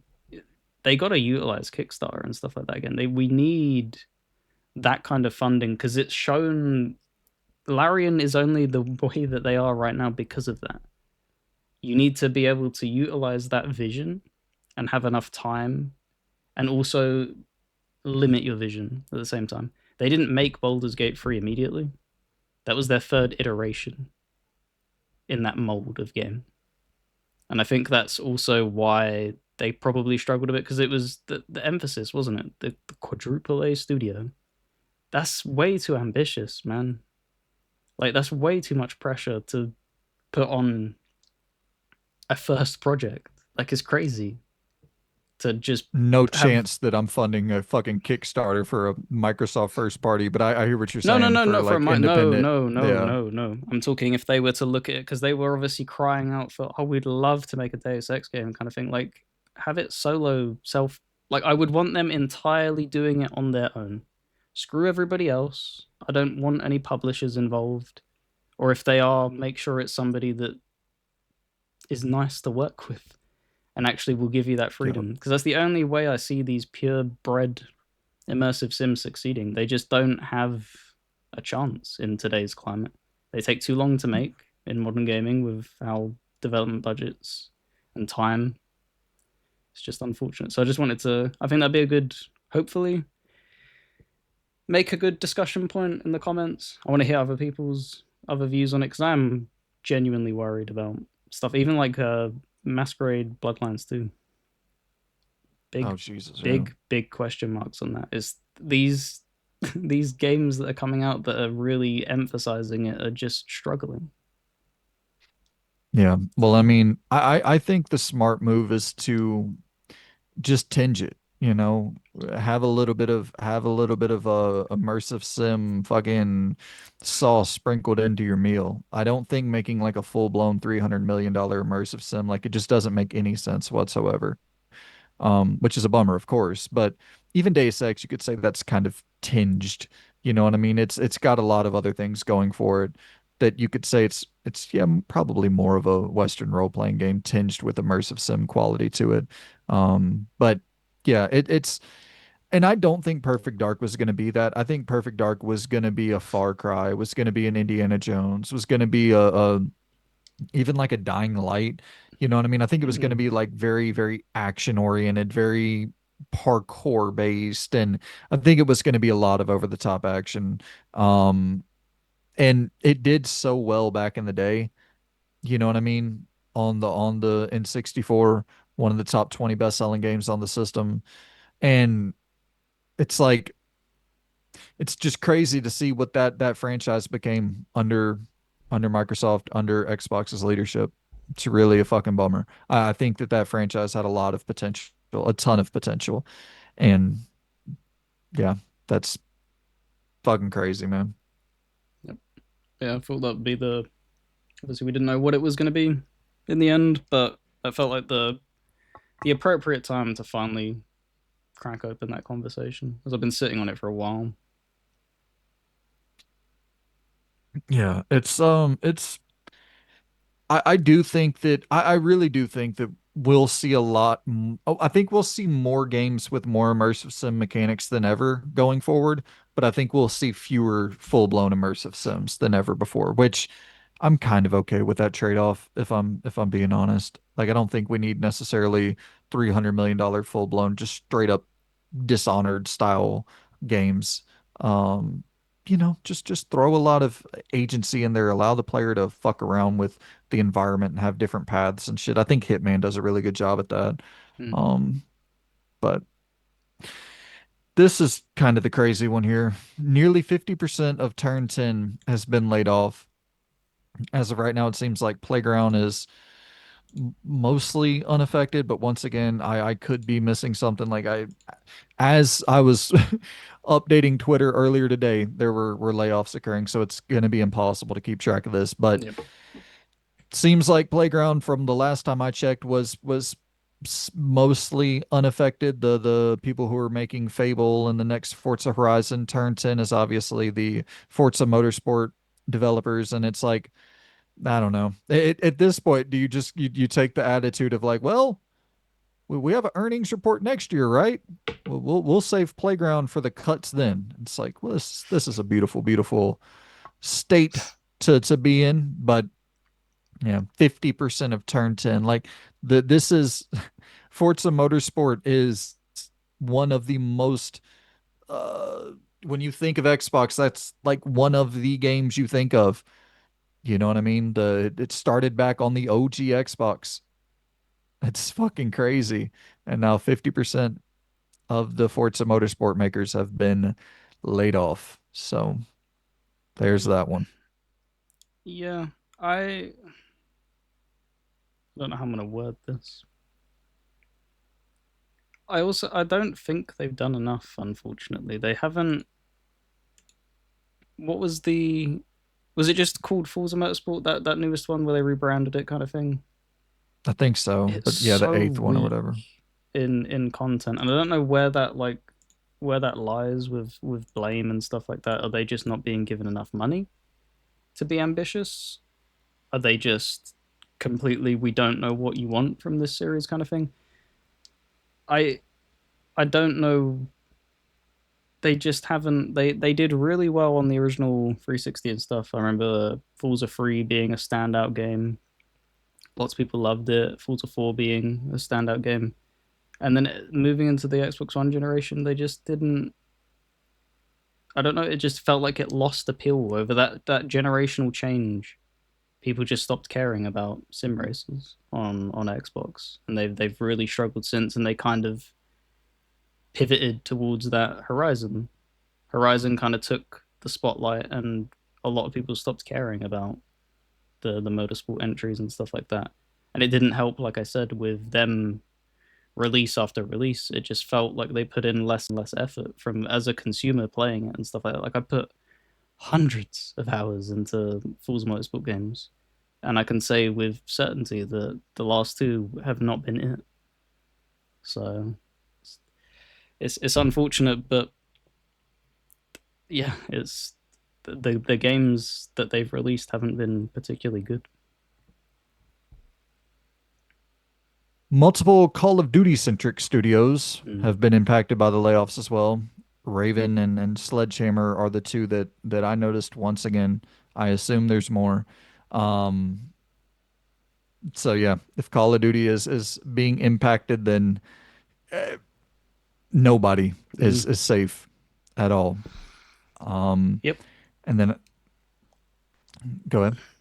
I was just agreeing with you. Like this, it's the thing of I think they were primarily Raven in particular was a support studio in Call of Duty. They did a lot of Warzone stuff. Now they've not really been spearheading many projects themselves. Sledgehammer's had a few titles thrown their way, but they've been received fairly when they have. I remember I think World War Two was a Sledgehammer game, which didn't seem to move the boat all that much for a lot of people.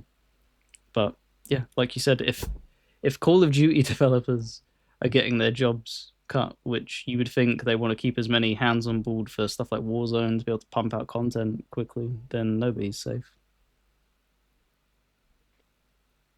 Xbox's user research team has been hit with layoffs, with nearly 50% of them laid off. The team is considered a key group that focuses on ensuring quality across Xbox games, the platform, and developer tools. So this is more of a, you start looking at this and it's like, uh, that's grim Mm. for sure. 50% of the team that's focused on ensuring quality across Xbox games, the platform, and developer tools. Like, yeah, wonderful. Right before the launch of a new console. That is definitely something that yeah, that's not at all, Alarming. yeah, yeah, that's very, very sketchy. Did you have anything you wanted to hit on there? Um, no, is there any other teams that you're going to be listing? Let's see. Because I did see, and this is going to be somebody claiming to be, but apparently there are people who headhunted the Game Pass titles got heavily hit as well. I don't know what that is technically Mm, considered, but there was somebody who yeah, was saying that they managed the team and that, and like a bunch of them got cold, and it's like, it's just everything. Like, how are you expected to run a company efficiently when every single thing that you're doing on the ground floor is being disrupted? Like that, so people aren't going to be searching for good titles to be adding in for the next year. That's going to be disrupted. Obviously, there's going to be people filling them shoes, but you're talking about that's a massive shaking of the cage that's going to screw things up. And then you have developers that screws things up, so that slows. It's just a complete mess, and comes full circle back to should be looking at leadership more so than the troops. yeah, yeah. I think that's the last studio specific layoff. I think that might be the last layoff that I have jotted down. Once again, greatly apologize to. It was impossible to grab absolutely everything. I know there's many, King many, right many, as many, well many more. had a big Yeah, huge cut, King. which was Yeah, that was the first one that when I messaged you, I was like, what the Candy Crush, man, that is a moneymaker for mobile, and you're cutting. What are you doing? And that was I just know they're. the beginning. That was them peering through the window. That was before everything else came out. I was like, Jesus Christ. Yeah, I know they're heavily invested into AI. I think they spent $80 billion recently in AI, development, and I would assume they're trying to cut costs in. I would listen. I don't fucking know, but I could see them cutting costs in the mobile market and trying to use AI to assist in development or even straight up take jobs from developers, depending on. I don't know what type of fucking AI advancements they have over there at Microsoft. I don't really think AI is going to be able to replace No, humans in terms of game development anytime soon, but I think that that's probably what they're banking on. yeah, I can't remember when this happened, but I remember them being already called out for utilizing it in Call of Duty bundles. There was pictures when you go into the store and they're obviously advertising you the bundle. There was AI mistakes, and it was a few times that No, that got pointed out. People with like 8 fingers on a gun and stuff like that, and it's like when you're culling QA departments, there's no wonder this is slipping through because nobody's looking at this stuff. You're just like, well, yeah, that's done. Send that out, certified. Like that's got to the point of that's in the public's eye. You're using that to sell the product. Nobody up until that point stepped in and was like, yeah, that's clearly wrong because yeah, it's just a mess. It's just an absolute mess. and to put the cherry on top of that, I don't know if you saw Phil Spencer's email. I'm not going to read the whole thing, but he reiterated in that email, you know, well, I know this is a weird time for this to happen when we're seeing record-breaking player counts and record-breaking profits and just the other day Microsoft had like the highest Mm-hmm. recorded fucking, stock market price of all time. Yep. And it's just, yeah, reading that email was like, holy fucking shit. And he did, he tried to create a line between Xbox and Microsoft, and he was like, we're following Microsoft's leadership. And there's some stuff in there that it's like, it can tell you a lot, even though it says very little Yep. if you read between the lines. But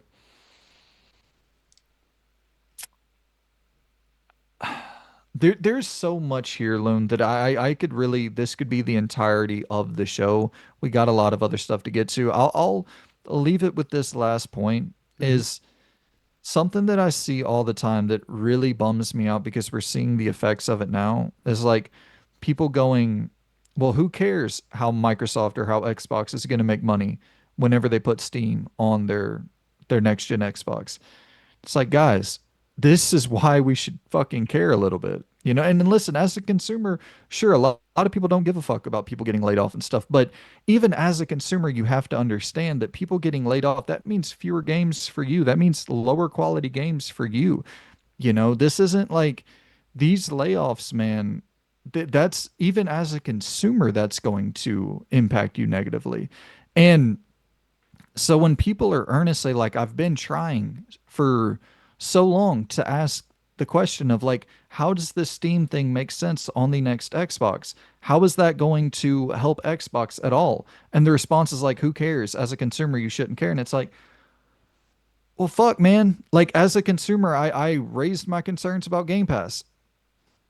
This is the effect of Game Pass. As a consumer, I raised my effects of the Activision, Blizzard King deal. This is the effect of that. And it's like so commonly the response is, well, you shouldn't care. You're just a consumer. Why do you care about the business? It's like, dude, the business also impacts the consumer. And it's also, dude, thousands of people are without a job that are trying to support kids and trying to pay for mortgages. It's like this shit sucks. And when it's directly being influenced by poor decision making from executives who are getting, you know, pay increases, like, yeah, I mean, as somebody who reports on this shit, we should probably talk about that and probably have these concerns be voiced. And I don't know. There's some stuff about like, and I'm not going to go into a full fucking diatribe here, but there's some stuff about some of like the Xbox centric media that really bums me out. Where it's like, why don't y'all ask questions, man? Why is it like they put out a message, Xbox PR puts out a message, and then you like repropagate that? It's like where is the skepticism? Where is the like the when you're reporting, when you're a journalist, like you should have a tinge of cynicism that just kind of lingers over you. At least in my opinion. Like everybody should get the smoke. There shouldn't be like, oh yeah, we focus on positive coverage of PlayStation or Xbox. It's like fuck them. That's when I'm like that's my it's I know it's a totally different avenue, but it's fuck these companies, man. We're not. I don't understand being in the being on the side of like trying to like promote propagate promote fucking They treat like it. A lot of people treat it like a sports team. Is what it yeah feels like. They put all their chips into it, and you do sometimes. I'm not saying you. I'm saying in general. You know, when it's your favorite platform, there are things that you would let slide. That things would be called up, but it's important to balance the when they do something really shitty. You should be questioning that, and I think that we do that quite well. You know, it's I've not sat here defending any of their decisions. This whole thing, I haven't defended a single thing that they've done because it is indefensible. This shouldn't be happening. If you're sitting there and you're reporting that you're making the most amount of money, how does that ever next step correlate to, well, that needs to be jobs cut now? That doesn't make any damn sense at all. And it's that repeating thing of, oh, it's doing well, time to cut. Why? That doesn't happen in any other facet of life. You cut when you're doing really poorly and struggling, usually, is when you're having to cut corners. You don't do it when you're climbing up and doing well. It just makes no sense. They're just, yeah, as I said, the word of the show is it's just incompetence. Sheer yeah incompetence. yeah. And it's listen, I'm not saying there's anything at all wrong with being like a positive voice in games media. We definitely need more of that, no doubt. But it's just this thing where it's like trying to spin horrible shit as positive, or trying to, I can't even really word what I'm trying to get across, but it's really bad, man. It's a really, like, I get just a gross feeling when I'm seeing media accounts like take this PR bullshit that is such obvious PR bullshit that's coming from Phil Spencer or whoever, and like taking it as the gospel. And if you have access to these people, which a lot of these accounts do, which of course they fucking do because they promote they promote all the propaganda horse shit. So it's like, yeah, we'll fucking do interviews with these guys. Like, we're not going to get any hard-hitting questions. It's like, ask these questions, man. You will gain so much more in terms of your long-term trust the audience has in you as being like a genuine journalist, a genuine reporter, a genuine content creator, whatever. Like, there'll just be so much more credibility passed to you. And then, yeah, I don't know. They just don't want I'm to just rock the boat. I'm assuming it's that type of thing of they're probably whenever you're setting up, you're not talking like as an example. If you set up something with Phil, you're probably not talking to Phil directly. You're talking through 15 different assistants, and they're going to give you a list of things. Do not ask, does the next Xbox have a physical disk drive? He will not answer that question. He will leave, actually. He will probably cancel the interview. It's that kind of stuff. make him leave. And it's just, yeah. But nobody in the industry will do that. There No, will. You talk about a Steven Totillo. You talk about a fucking. but he There's wouldn't. He people wouldn't. out He there that probably will. wouldn't go to them, though. Is my point. That's the thing. I don't think he would go there. That question would be. That scenario just won't happen. Well, say Is the what you will about unfortunate. Schreier. That motherfucker will put your feet to the fire, boy. Like, there are people out there Yep. who, and that's the thing. They start up something and it's fan funded and they get fucking fan funding because it's like, yeah, this is good fucking journalism, you know? Mm. Um, yeah, it's I don't mean to like spin this into some, what the media is the fucking bottom of the barrel in terms of anything that really matters as to what we're discussing here. But we gotta have a little bit more fucking observant, skeptical, even slightly cynical media out there for games, man. It just it's I don't want, like, the only word I can think of is embarrassing. It's a little bit embarrassing, you know. And listen, I'm a fucking idiot too. So who the fuck am I to judge anybody? Let's talk about Ace. Let's talk about Ace Combat on that note. Let's Oh, get the hell out finally, of the the top, the top trailer. Let's go, baby. Let's hear this. the number one story of the week. And listen, guys, I apologize. That's let me actually hit the Twitter feed just one more time to make sure that something hasn't broke in the last, because I try to Gears has check every been now and then. cancelled. Oh. But no, obviously while you're looking at it, I do agree. I think there just needs to be. I think a big thing is bias as well. There's a lot of bias. There will either Yeah, be man. full fledged, I'm in support of this no matter what, I will go down with the ship and I will not question Yeah. it. Or it's the complete opposite where it's just extremities. It's flaming everything. They can't have any positive thing that can't be positively reported. Negative. If something positive happens, then you report back on other stuff that they've done. It just where's the balance in tackling something Hmm. and being like, for instance, like the Steam thing is a perfect example. Now that I've seen some of them cogs in motion with how they're handling it with the Xbox app, I don't think it's going to be as big as many people flamed it up to be. It's just for what it looks like right now, it's just going to be pulling titles in. You're not going to be able to purchase them titles through that Xbox app via Steam. That's so there's going to be no back and forth money trading that way. That eliminates that. Jesus. It's just literally an executable. It's as if a perfect example, if you booted up your Xbox or PlayStation and you had an app on there, say you had Amazon Prime and it has a bunch of movies. It's just pulling it into a movies tab if they were to sell their own movies. It just bundles them all together and that's that. So people Golly. puffing up the chest, being like that's going to be the killer. And obviously, when we were speculating it, we didn't know anything. It's just speculation. So it's like, yeah, it could be anything.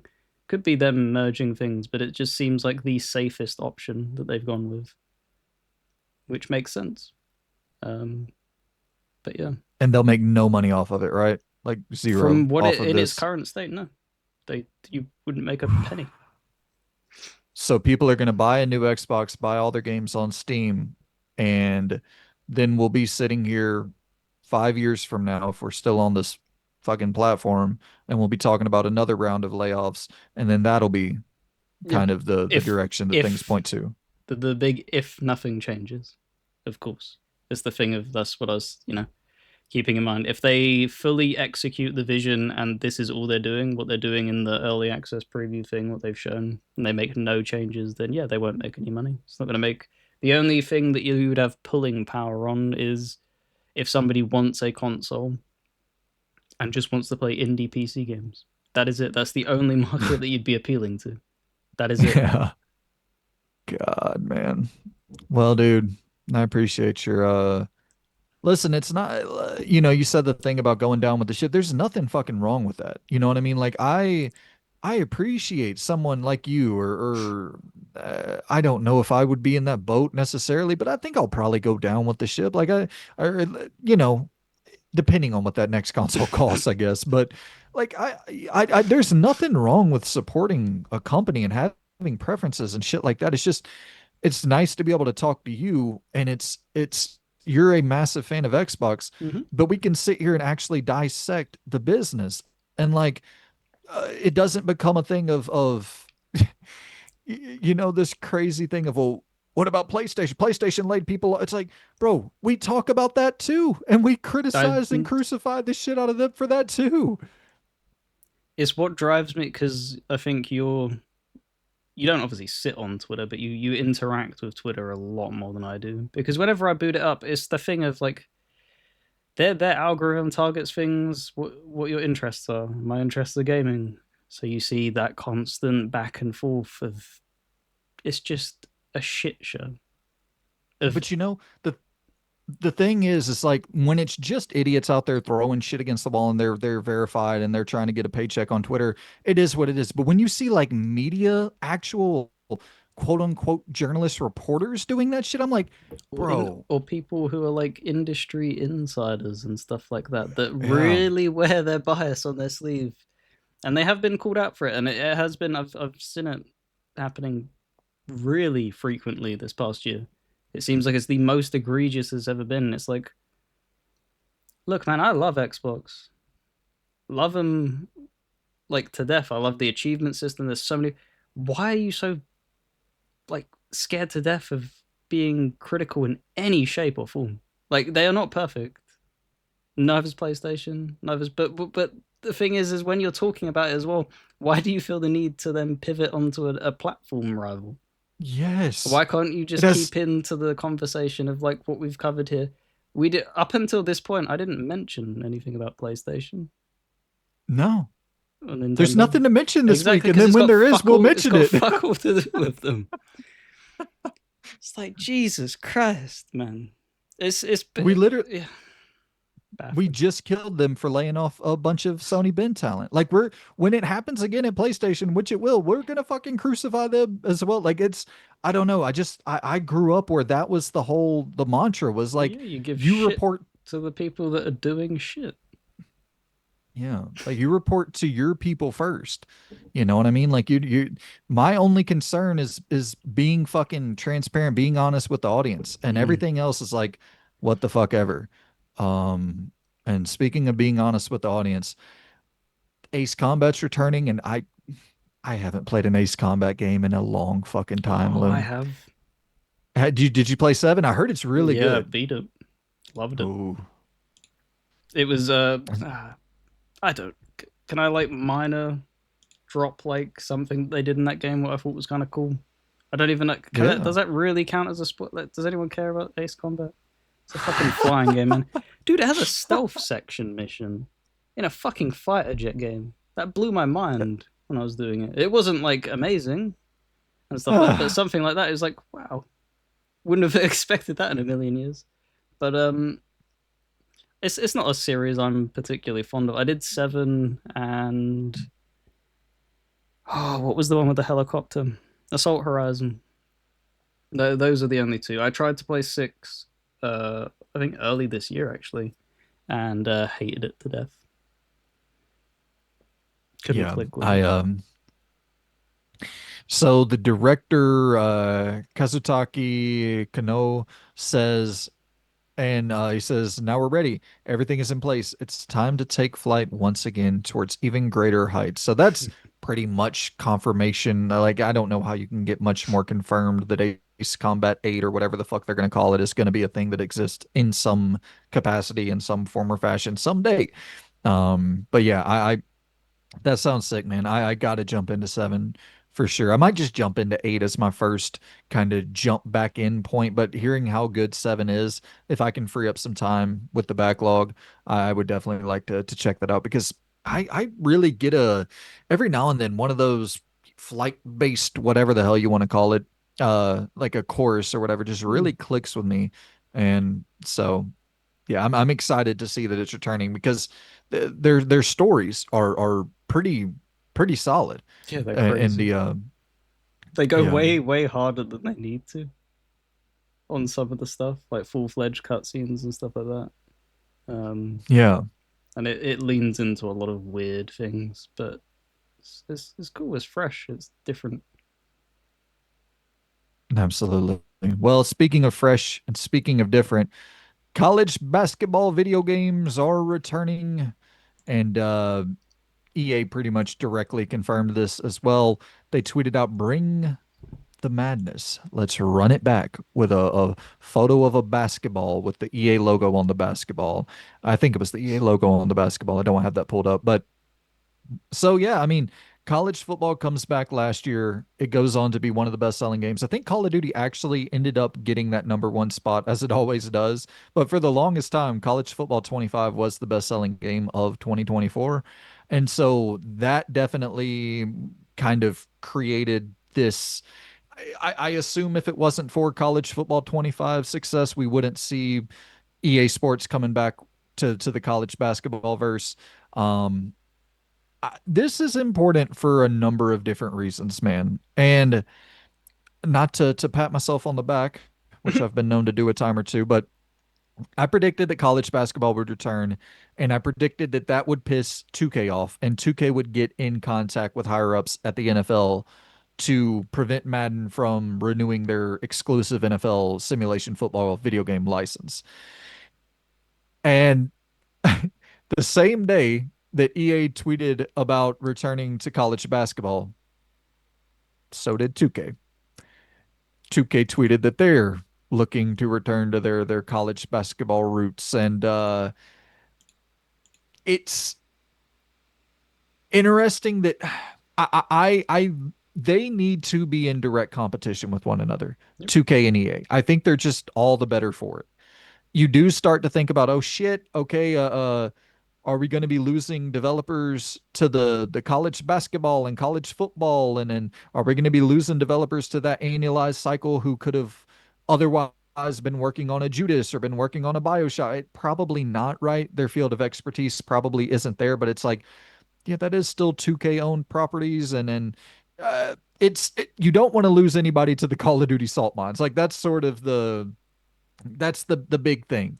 You don't want to lose, but if somebody wants to go over there and they're like, "Fuck yeah, I'd love to make a annual college basketball game and have guaranteed revenue, guaranteed income every So year, I not was have to about to worry about say these fucking layoffs." exactly. Ironically, they're probably one of the safest jobs in the industry at the moment is the sports games.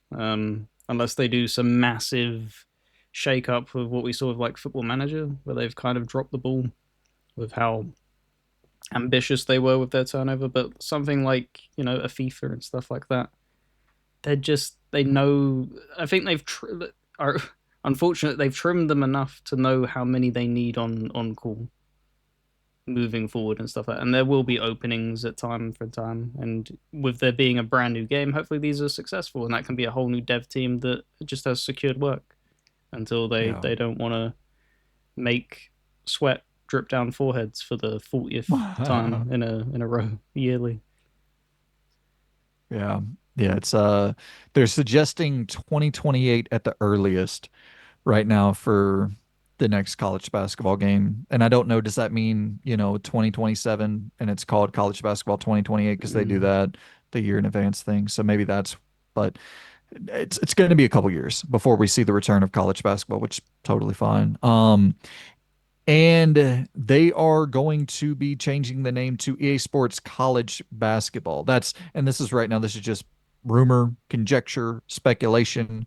Uh, but that would line up, EA Sports College Football 25 is the name. So EA Sports College Basketball, yeah, that makes sense to me. But I think we might be entering into like genuinely the golden age of kind of the renaissance period of sports games, rematch, smash hit, and hopefully that can lead to other arcadey sports games popping up or returning, maybe a NBA Street, SSX, something like that, NFL Street, FIFA Street, whatever the case. Tony Hawk has a pulse again finally. Skate has a pulse, even though it's not what players really want, but at least it has a pulse. EA getting back into basketball with college basketball. They've been away from basketball entirely since NBA Live 19.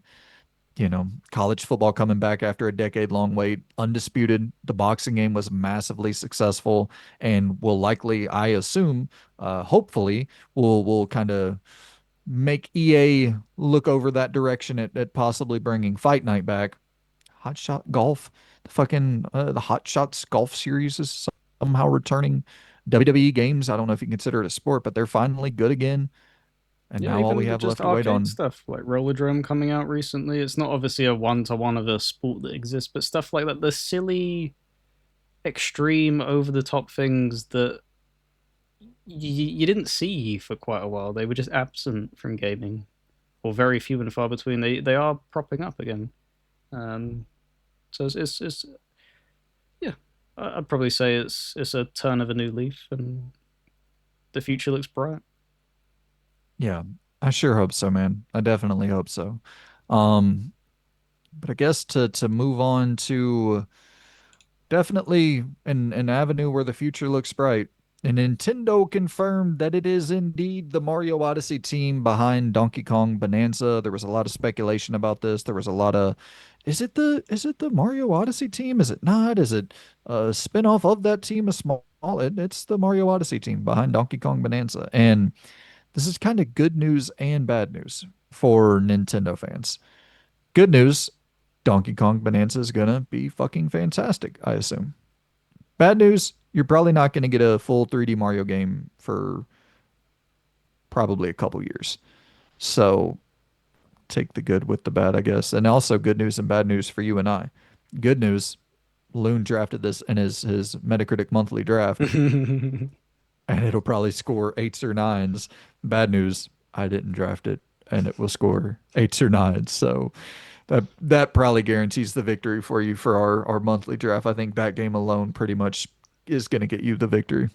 um, I do have like do you find it weird that they don't like we know like for instance with Perfect Dark you know who was working on it. It's weird that Nintendo keep things so tight-lipped. Yep. Something like that is very strange. They tell people to watch the credits. God There we damn. go. It's just yeah, I just find that strange. I don't keep an eye on them as much. Um, Obviously they're not a platform I keep an eye on all too much. So it is interesting to hear that that's their approach with certain stuff. It's kind of interesting. Absolutely. I'm going to cut this next story about Sega just for time's sake. There's nothing necessarily in there. Shout out to Chris String over at the Game Business Show. I think he does great shit over there. I've kind of that's kind of become like one of my main kind of exercise shows. I'll just throw that on, put the headphones in as I'm doing some cardio or whatever, and listen to it. He had an interview with the president of Sega Europe and America's division, and there's some good shit over there. But it's we got fucking a lot of shit here, Are and things we're already looking running. bright at least? Yeah, yeah, yeah. Okay, good. Things are good. Things are good over there. Because Things are obviously good them over there. sales numbers leaked, and I was hoping that they didn't get a Square Enix bug by it and be like, ah, terrible numbers, and Yeah. then throw No. stuff out. Yeah. Thankfully, they still live on planet Earth. Yeah. And he was saying he was talking quite a bit about that and talking about how like they're not trying to take over the world, and that like he was saying that they want to kind of blend modernization and nostalgia and give people a little bit of both, and I then love keep it. budgets I reasonable. And love it. yeah, More Ridos, that's please.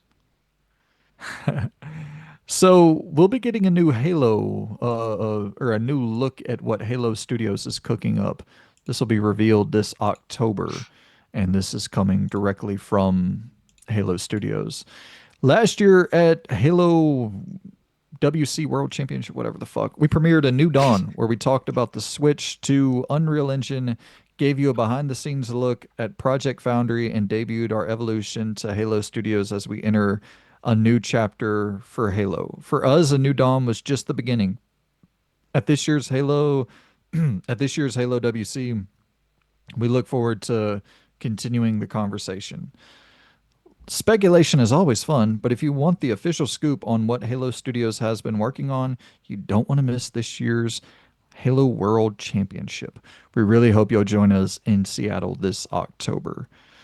Loon, are Shaking with they, optimism and enthusiasm. you think this is just going to be a Gears 1 style remaster for Halo 1? I can you can take this to the bank. It sure as shit isn't going to be a continuation of Infinite because they never Oh, finished the story of Infinite in the game. They finished it in a novel, which a lot of Jesus people Christ. don't know about because people still don't know that they publish books heavily. Why you would finish the story in a book, no idea. But that's kind of done. Um, so yeah, that you can't really continue a story if you've left parts out of it from an extended piece of media. It probably just makes sense to just do what you're doing with Gears and just do something from the beginning because anything new that they're putting together just isn't working.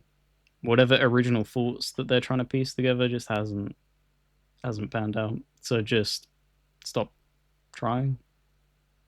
Is the cynical outlook on it? It's like Silent Hill 2 and stuff like that. Just go back to the games that were good and just make tweaks to them because making new entries are just clearly not your strong suit. Get a few under your belt and then make a new entry. Go back to what made the games great. It would be such a bummer if that was what Phil Spencer was teasing at the showcase, when he said next year we'll have Gears of War, Fable, and a franchise that has been with us from the beginning, and it's Halo 1 coming to PlayStation. It's like Yep. that's I don't know if that's exactly what your audience was looking for out of a franchise that has been with us from the beginning, leaving and go. I mean, it is what it is, I guess, but you would hope it would be like a spin-off or like you said, like Nope. a E-Day style thing. Just one. Nope. It's gonna be a one. It'll be probably a little bit more polished up than a remaster, but it isn't gonna be enough to be a remake. It's just gonna be that they're just resetting the button, and that's that. Fuck. That is crazy, man. Well, speaking of bro shooters, Outriders 2 was almost finished and then it was canceled. It was one of the two games People Can Fly canceled recently, and supposedly it was very far along in development. Kind of staying right there, it is when you look at the Gears of War franchise, the Halo franchise, and then you look at what this team does, it's like, man, could you imagine a third person People Can Fly developed Halo game? Like that would be dope as shit. Just trying different things, throwing I love that idea of giving, especially as you're becoming a third party publisher, like it fuck yeah, man. Throw that IP around, give it to different developers, I imagine like I mean, dude, I'm surprised they haven't hit up fucking Saber. It's like, hey, you can hire us out. We'll make some Space Marine spin-off shit. Like I that studio, they make really great bro shooter games. Do you think I that's why think they that they grabbed could. them earlier this year with that exclusive to try and get close to them to see if they could actually do something like that? Wait, what? I'm who grabbed what? They with the Space Marine one remaster, right? Just testing to see if people want that on Xbox still. Hmm, Testing that water. Um, because we've had Gears. They remastered Gears for the Xbox One generation. So for Xbox gamers, it's not really all that exciting to have Reloaded coming. Really, right. there's a bunch of people that'll be like, yeah, and trumpet it. But if we're being 100% honest, like you've experienced this before. Um, so I'm just wondering if that was them testing the waters to see if they would want them types of things. Seemed to do okay on Xbox, but it didn't really blow the door off. Steam player count for that game was Oh, horrendous. I they've was mass stunned. refunded it. They've offered mass refunds. It's been really bad. That that was crazy, man, because like the Space Marine 2 did so fucking well, and Mm. there just didn't seem to be really any buzz about that at all. But that was a weird thing. Mm. But yeah, I know people can fly as independently owned, and so I guess you do have it. You probably want to create your own IP. I understand that being independent, you don't want to create something that you have no ownership over whatsoever. But it it kind of is that thing too, where being totally independent is scary as fuck. It's not really a space that necessarily grants a ton of like second chances. And when there's no like reliable paycheck coming in week after week, it's you see companies kind of take that mercenary role, and it does make sense when it's like, okay, we just need some guaranteed fucking income to come in. So I guess that's kind of why I think about a Gears of War spinoff, which Yep. obviously they did back in the day with Judgment, and a Halo third person shooter spinoff, or go and do some work with Saber for space. I don't know. I think that studio has a lot of talent. So you know, Are this is a bummer. they still associated with the Painkiller game that's coming out? Because they made the original game. That team. I think so, right? I'm pretty sure that they're the one working on the new one as Because I'd well. be very sad to see if that's something like an IP that slipped through their fingers and they never retained like ownership of it. Because they were really good games. No, it's not. People can fly. Jesus Christ. Did they never own it? Don't know. Because Hold on one second. that's unfortunate if so. Um, Wait, is it Saber? Okay, hold on. Ansher Studios, publishers 3D Realm. Is this right? This no, this yeah, okay, this is right. Hmm. is that the original or the one that's coming up? The one that's coming out. Yeah, I'm not sure then. Yeah, interesting. But yeah, so yeah, Saber is involved with the publishing of the new game. I don't fucking know. So many To people me, the have so many fingers in the pie in modern gaming. It's so hard to keep track of who's publishing what, who's funding what, who's developing what. Just gets tossed around. yeah, but it is just kind of a bummer when you see a team like this, or a team like, Flying Wild Hog or whatever, where they have an expertise in this space, and it's like, shit, man. We need more games like this. They're fun as shit. They're chill. They're something you can go through in 10 to 12 hours. It's like I want that space to continue to exist for a long time. So Because here's you hoping said, they land on their feet. sorry to stay on it just that little bit extra, because you said about them doing a Gears of War. I thought I remembered them doing. They did a Judgment. Judgment. Yeah. Um, man, they just make good games, man. I just It really hurts me to hear that that Outriders sequel got cancelled because I actually really enjoyed that first game a lot, and it's even more puzzling that they're not working on that painkiller thing as well. So I have no idea what is in the works for them now down the line. Well, I have a problem here about work. 18 to 24-year-olds are struggling to find work in America and then across the world, really. It seems like the video game spending is seeing a real fall off in that market from the 18 to 24-year-old demographic. Yep. It has fallen about 25% in the last 12 months. And that is the highest percent decline of any item listed in this chart from Circana. The chart includes items like small appliances, housewares, other forms of, non-gaming technology, furniture is in there, clothing is in there. And so, yeah, video game spending is declining rapidly in the 18 to 24-year-old demographic. And there's so the Wall Street Journal picked up this data and wrote a really interesting article on it. And I Mm-hmm. just want to highlight a few of the kind of interesting beats from this article, and then we'll just break it down all together. In-store and online purchases for 18 to 24-year-olds fell 13% year over year between January and April, according to market research firm Circana. Spending by older groups is still on the rise, but has slowed. A combination of economic challenges is driving the decline.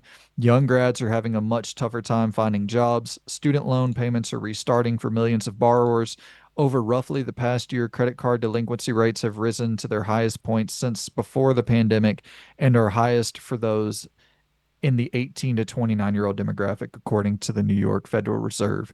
This group is struggling more than older cohorts, said Wells Fargo economist Shannon Green.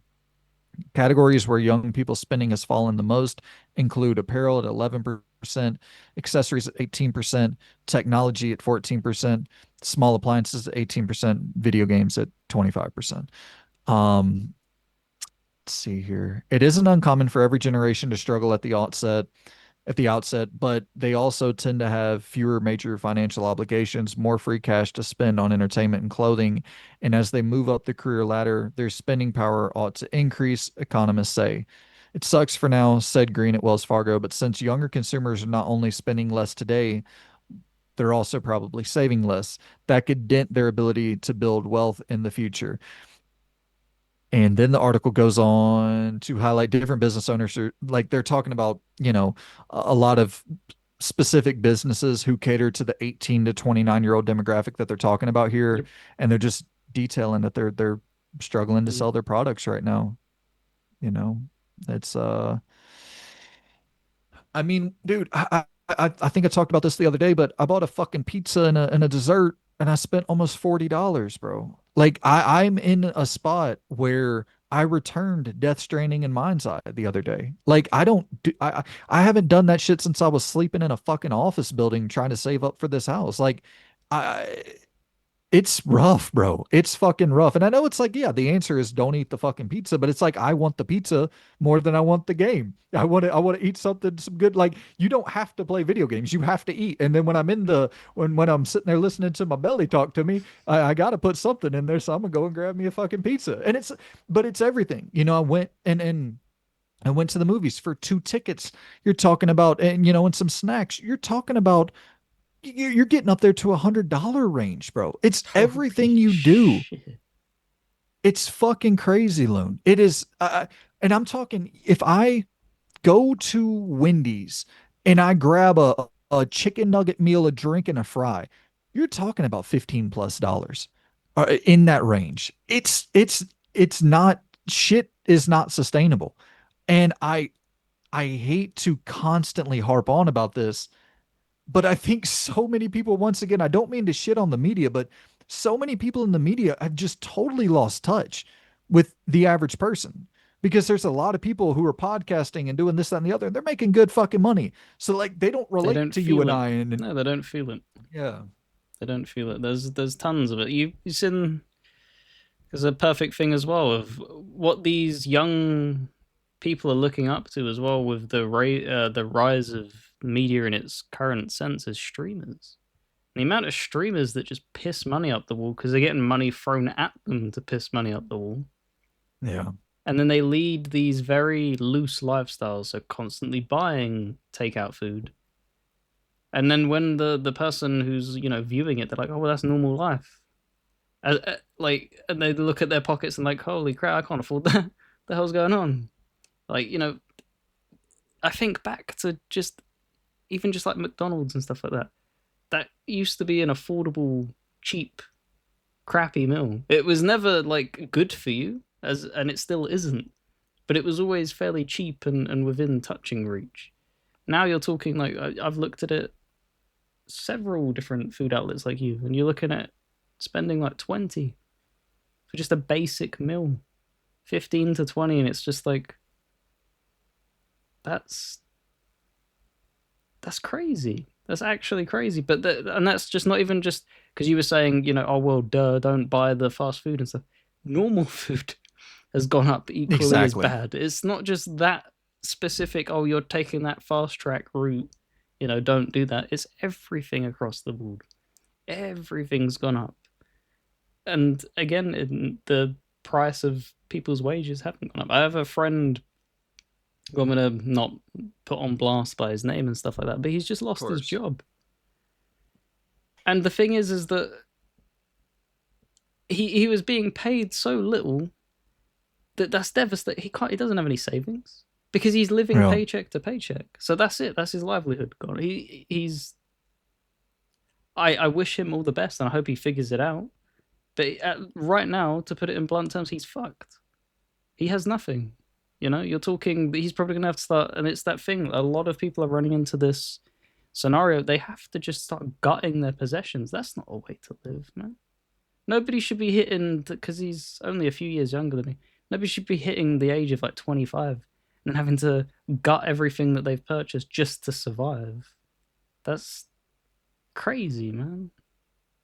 It's heartbreaking, man. It's really, really rough out there right now. And yeah, I don't know. It's obviously just thoughts out there, prayers out there for everybody who's being impacted by layoffs and shit. As we're talking about 9,000 jobs, and it's everywhere. It's across the world happening, and it's just as prices are becoming totally unsustainable just to eat a fucking meal. Then you have to compile on top of that the possibility of losing your job to AI, or just the possibility of losing your job in general, and in pursuit of maximum shareholder value. And it's like I love this industry more than 99.9% of humans that walk this earth. I would say we love this industry, you know. And like if I'm in a position to where like there there's I'm just not going to be playing certain games. You know what I mean? Like it's just not going to happen for certain things. Like I'm not buying, and maybe it is a principal thing, whatever. I'm not buying the Outer Worlds 2 at $80. I'll play it on Game Pass. But like say games that aren't on Game Pass that end up costing $80, like I'm not buying those. There's going to be shit that I just end up skipping on. And it's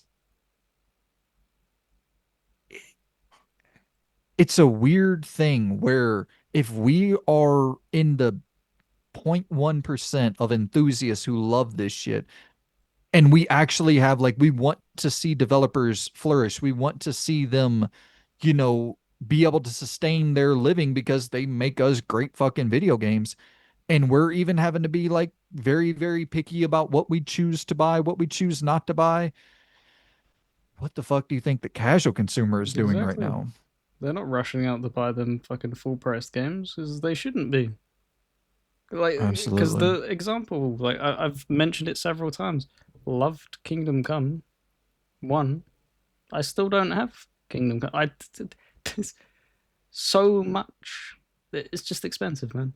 Everything is just expensive, and there's only so much of it to go around. And just it's the weirdest thing of like the first year where this really feels like a huge problem across the board. Yeah, it And I definitely don't know, this year. I don't know why. Like it's so weird because you don't notice it until it starts to happen. And as like the January came through, and it was just like, wow, what did I spend my money on? Where's that gone? And then you look back on February, and it's just like, holy shit, the like everything just it just has all stacked up, and it just yeah, there's just not enough to go around. So I don't think them numbers are probably going to keep going up. And Without a doubt. what's going to be even more crazy that people are going to start to realize is that the whoever pointed out in that article, when you're hitting them, impacting them this early, because when you do hit 18 to your early 20s, you shouldn't be having to pay shitloads of money. That is when you get usually a big bit of flexible money, because you're still probably usually with your parents and stuff. You're able to save. You're not having to do payments on stuff, paying for cars or whatever, because you're borrowing their car and stuff like that. That's not really happening anymore.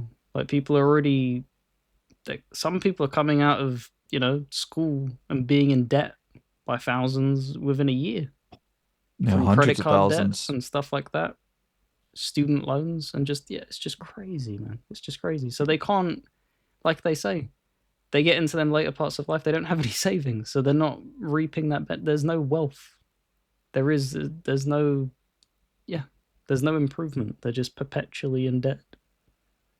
Yeah. And I remember seeing a study where it was like, I don't remember what the number was, set like 70. I don't remember, but it was some crazy percentage of people can't afford a new set of tires. Hmm? Like, so, like that's a necessity. That is something you absolutely, if you have to get a new set of tires, you have to get a new set of tires, like, period. And that's just, yeah, we're in some fucking really spooky times, man. And I know every generation says that, but I can tell you factually that whenever just 5 years ago, shit was not fucking like this. This is getting spooky, spooky really quick. So yeah, just everybody out there, man, fucking I I hope that everybody out there knows that we feel it. We feel you. We're not separated from that boat of people who are being impacted by this shit. It's very, very, very fucking scary. Yeah, you'll notice a So lot of them titles are 360 titles and not yeah. current gen titles.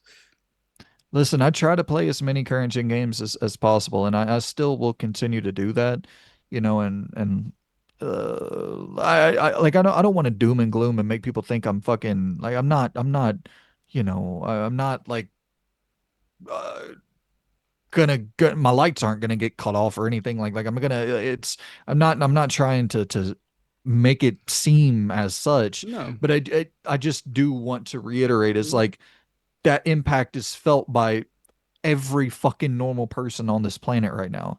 You know what I mean? Like it is everybody is feeling that impact unless you're at, $250,000 a year plus salary. And even then, if you're in California or whatever, you're still fucking suffering. Like it's it's bizarre times. And speaking of bizarre times, the Stop Killing Games petition has seen a recent resurgence in signatures over the past couple days, now passing 800,000. I think it's over 900,000 now. I'm reading this from Insider Gaming. The campaign created by Ross Scott aims to challenge the legality of publishers ending support for games that customers have already purchased. It states that an increasing number of video games are sold as goods with no expiration date, but are designed to be unplayable as soon as support from the publisher ends. Scott argues that the practice is a form of planned obsolescence and is not only detrimental to customers, but makes preservation effectively impossible. Furthermore, the legality of this practice is largely untested in many countries. For those interested, you can sign the Stop Killing Games campaign here. The final deadline for signatures is July 31st. As it stands, the campaign currently targets the European Citizens Initiative, which requires 1 million signatures to pass. At the moment, the petition stands at 807. I think it's up to 900,000 now. mm, And so yeah, this is mostly targeting Europe, but it's it's garnered a lot of traction. I'm glad to see, close to 1 million people already signing this thing and trying to make some change here. I think the Crew one was kind of the real that was one of the games that when it got delisted and people were like, "Yo, why couldn't you have just kept the single player stuff active?" Yep. That was one of those points where it's like, "Okay, y'all are genuinely just uh like that's fucking crazy, man. That is so just negligent, I guess would be the only term." Yeah, because it's the type of thing as well of we live in an era where you can just put out a patch. Right. That's the thing of like you've seen tons of games explore these online focused games and stuff like that, and then begin to struggle, and then people are like, oh, are they gonna like pull the plug on this? And you've seen it has happened, and then you have other companies where it's like, okay, well, this isn't successful, we're not going to be supporting it anymore, but here's an offline patch if you want to continue playing it. um, it really doesn't seem like it would take all that much effort. Obviously it's difficult if the developer struggled to the point of being shut down, then that becomes like murky waters. But like in the case of Ubisoft, that's you could have done something there. You didn't need to shut it down in its entirety and make it completely obsolete product. And I know this is going to kind of sound corny and stuff, but we do consider gaming art. A lot of people still will refuse to see it that way, but it's the same. It would be so what if there's a piece of artwork in a museum, and 10 years from now, people are like, I don't really care about it anymore. What should they just burn it on a stake? Because that's what they're doing with this. It's inaccessible. It's baffling. It's absolutely baffling, especially when it's something that you've paid for as well. Yeah, With an right. artwork in a museum, you're just paying for admission into something. You don't own it. You're Right. paying to own something. And I know people turn around, you're only owning the license or the ability to take a whatever. But regardless, man, like it Ubisoft is a big enough company where this shouldn't have happened with the Crew. And Yeah. I'm kind of glad at the same time that it did happen with the Crew, because it is usually when Ubisoft face plants, stuff like this happens. Like you see these biggest movements happen against them a lot of Right. the time. Whenever they're doing something stupid, they have such a big casual consumer base that people can relate to that. When it seeps in, you have to get casuals to be like, yeah, this sucks. And they're like, oh, yeah, I've played an Assassin's Creed or a Far Cry or whatever this. Yeah, that sucks. I want to play that game again. Don't take that away from me. So, of all the companies it could have happened to, it's good that, Ubisoft kicked that nest so hard Yeah. to get Because, everybody to like you wake up. said, totally, the outrage for anything Ubisoft does Yep. is through the roof. So, yeah, I guess kind of best case, worst case Yeah. fucking outcome here. But so anybody in Europe, head on over there, check out that petition, and I'll link it in the description so Yep. that people can go and check it out. So Can we quickly pause? next, yeah. Cool. So while we're taking a break there, we I hit the Twitter feed, refresh it, and right as we're talking about this Stop Killing Games petition, EA is shutting Anthem's servers down, taking it offline. It will be rendered completely unplayable. This is a game with a single player campaign as well. So there's that. Did they give a date for that? Out of curiosity. I think 2026. See that to me as well is baffling. That's such a arbitrary number to just pluck out of the air. Right. Like when you think of these types of things happening, you think their excuse would be it's not making any money, it's costing us money. We want to shut it as quick as possible. Where do you spitball 2026 out as, or you know, it's it's just strange. Hopefully Now I'm that not finding the fucking. that what is it, the signature thing can get some traction movement and put a stop to a lot of these, or at the very least force whatever comes after to have to make some form of changes and stuff like that. The thing is you highlight as well, it's being pushed from a European side, right? Yep. Which there's obviously different rules and regulations for different countries and stuff. It's very difficult across the board, but I would hope that that would be enough. Because if I'm not mistaken, the loot box crap, the reason that that got heavily changed was because it got drug through a lot of European courts and stuff like that, I and then believe they kind so. of had to listen. Eventually, they're like, oh, "Okay, yeah, fine, we'll play ball." Yeah. Um, And you want to create some worldwide sort of yeah, uh practice opposed to having like different fucking yeah. I get what you're saying. January 12th, 2026 is that official shutdown date. The fuck knows. okay. Well, dude, speaking of RPGs, speaking of dumbing down the RPG experience, which is something we've talked about in the past quite a bit. And Josh Sawyer from Obsidian says RPGs shouldn't sacrifice systems to appeal to a larger audience, especially when it's so easy to create a wide range of difficulty settings to allow anyone, to access the game, be able to play the game, be able to finish Hmm. the game, whatever you want to. Um, yeah, he did an interview at GDC with PC Gamer, and he brought up that talking point um, of just like, yeah, why dumb down your RPG, especially when you look at something like Baldur's Gate 3, which the lowest difficulty pretty much allows you to play through the game without ever having to worry about dying, really. It's not like a invincible mode, but you can play through it, have no problem, get through all the combat encounters, and you can still have a really deep role-playing game experience without having to sacrifice all of the quirks and intricate design that comes with the typical very very deep role playing game. Well, yeah, you have. We are both people who dip our toes into RPGs. What I like dipping my toe into, I obviously like the narratives and the stories and stuff, but getting engrossed in mechanics, which I think take a step back for you, you would much more probably want to experience the story, right? Overall. It depends on how good the gameplay is. Like if you got really strong gameplay, I want to see everything. I want to do everything. I want to try everything. So I'm And then if the talking gameplay is with like the case of Baldur's Gate 3, where it's like really deep, complex mechanics when you're actually dipping into them.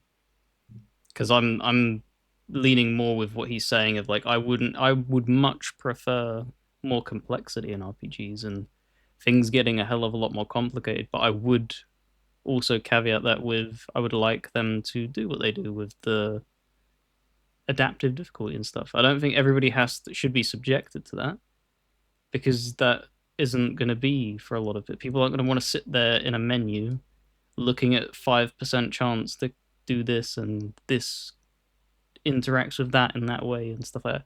Because they did a good job in Avowed, but even further back than that, um, New Vegas did it very, very well with the fact that if you want to play that game on hardcore, you have entirely these mechanics don't exist in the base game. When you activate hardcore, it's like playing a brand new game, hunger meters and stuff like that, and having to really, really think whenever you're yeah. moving from point A to point B in the wasteland. It's not just you're going on a journey; it's a survival experience. Because you break your And leg, that's it. It's done. I think he was the lead director Yeah, on New Vegas. that's why I'm so glad to hear him say that because it's the type of things of like this is what I love about Obsidian is that they know how to balance them types of things.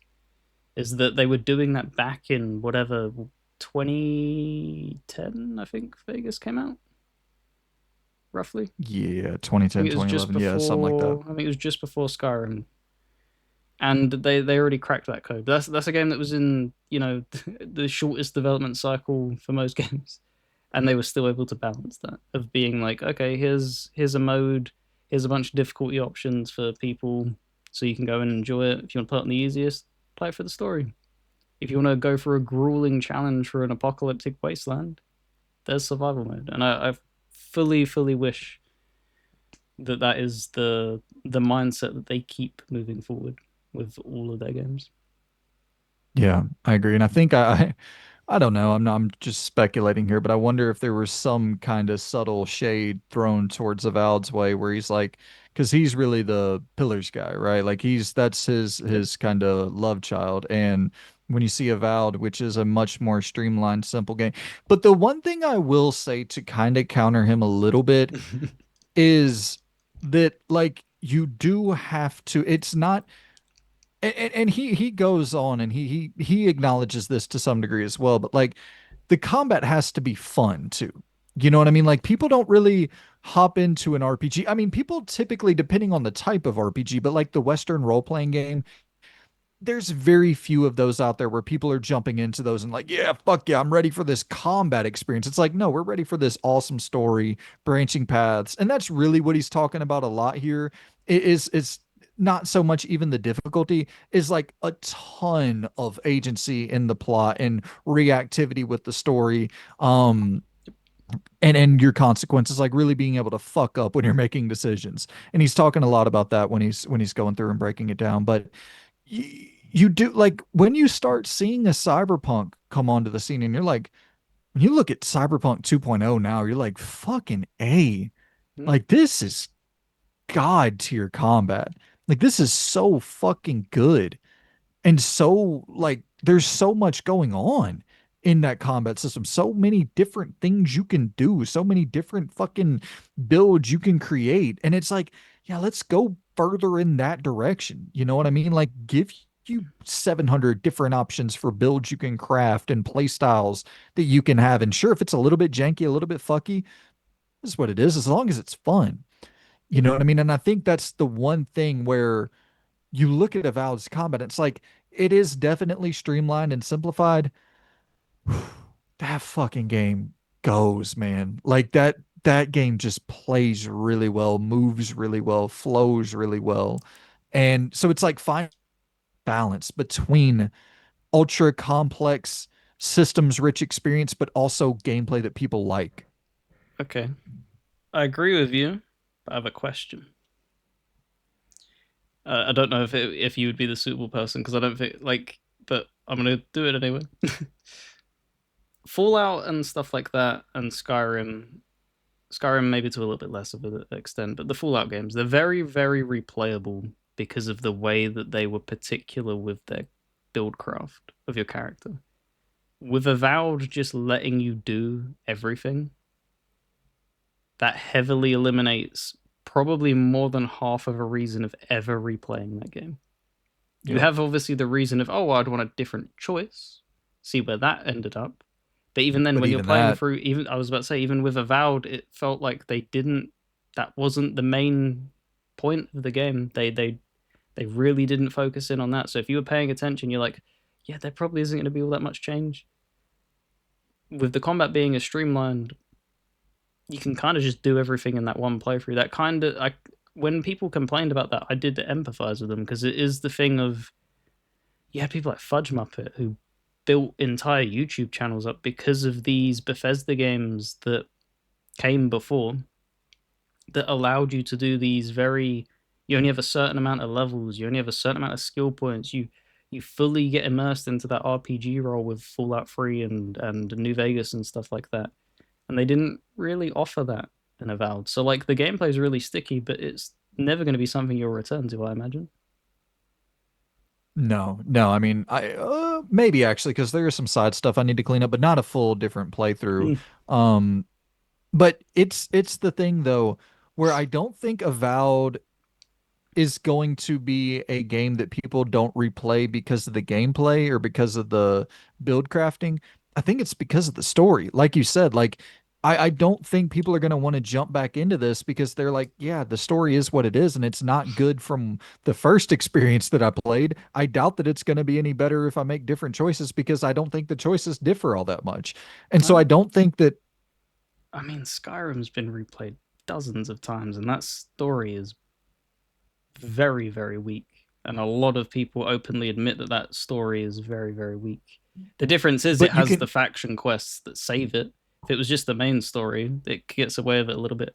But the reason that they do usually end up replaying it is because of the unique weapons and stuff that you hunt down that you've never hunted before, and the fact that you can do a lot of the building and stuff like that with your Yeah, character. but you can also kind of create your own world inside of Skyrim and sort of like you can Avowed is so much more restrictive in Hmm. that sense where it really has a tunnel vision focus on the narrative. And I think when the narrative isn't strong, it's like there's definitely a push and pull there where I kind of respect the choice they made to scale back.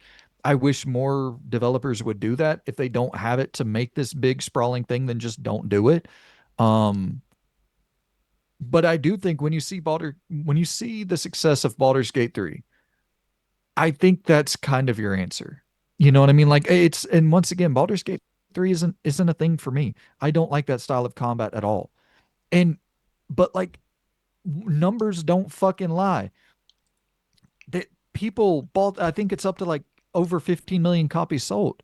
Hmm. That is a mainstream success in a not mainstream at all genre. So listen, it's obvious that people are yearning for this. And tons, millions and millions and millions of people play Baldur's Gate 3 on the lowest difficulty because they just are in there for the story. That is the main appeal of Baldur's Gate 3, without a doubt. People want to go and check out that story. People aren't in there for the combat primarily. But if you are in there for the combat, they have fucking scalable options all the way to like so it's just giving you whatever you're looking for that game is offering. And I think that role-playing games in general, that's what people like Hmm. is whatever I'm looking for, my role-playing game is offering it to me. So Yep. shout out to Josh Sawyer. Shout out to Pentiment, right? Pentiment? The side-scrolling game they made. Yeah, Yeah. the fucking yeah, I gotta play that, man. I got the physical copy of it in, but I didn't click with it. I've heard such good things. I need to probably go back and give it another chance. I didn't really like it all that yeah, much. I played probably like 3 4 hours of it, and then I never went back to it. Yeah, I did about the Um, same. yeah, it's interesting though. I definitely want to Mm. play more of it. Um, so we have the next story here. Kind of swap over to PlayStation Land before we hop out of the show. Neil Druckmann is going all in on the video games. He's leaving behind HBO. He's had enough of it. He's not. It wasn't nothing like that. I don't think from the statement says, I've made the difficult decision to step away from my creative involvement in The Last of Us on HBO, with work completed on season two and before any meaningful work starts on season three. Now is the right time for me to transition my complete focus to Naughty Dog and its future projects, including writing and directing our exciting next game, Intergalactic: The Heretic Prophet, along with my responsibilities as studio head and head of creative. Let's see. Co-creating the show has been a career highlight. It's been an honor to work alongside Craig Mazin to executive produce, direct, and write on the last two seasons. I'm deeply thankful for the thoughtful approach and dedication the talented cast and crew took adapting the Last of Us Part One and the continued adaptation of The Last of Us Part Two. So, and I think Craig Mazin is going to go on to write the every episode for season three. So Neil Druckmann's out, not doing any more work with HBO. And I'm assuming that right now they're really starting to ratchet up development for Intergalactic, which as he said, he's directing that, and then he has that mystery project that hasn't been revealed yet that he's working as like a more of a producer style role on. So that's definitely one aspect. I think another aspect is that viewership retention rates for season two were in the toilet. Like after spoilers, y'all already fucking know what happens in The Last of Us 2, but Yeah, if you don't, but skip ahead to the spoiler next alert. story. Yeah.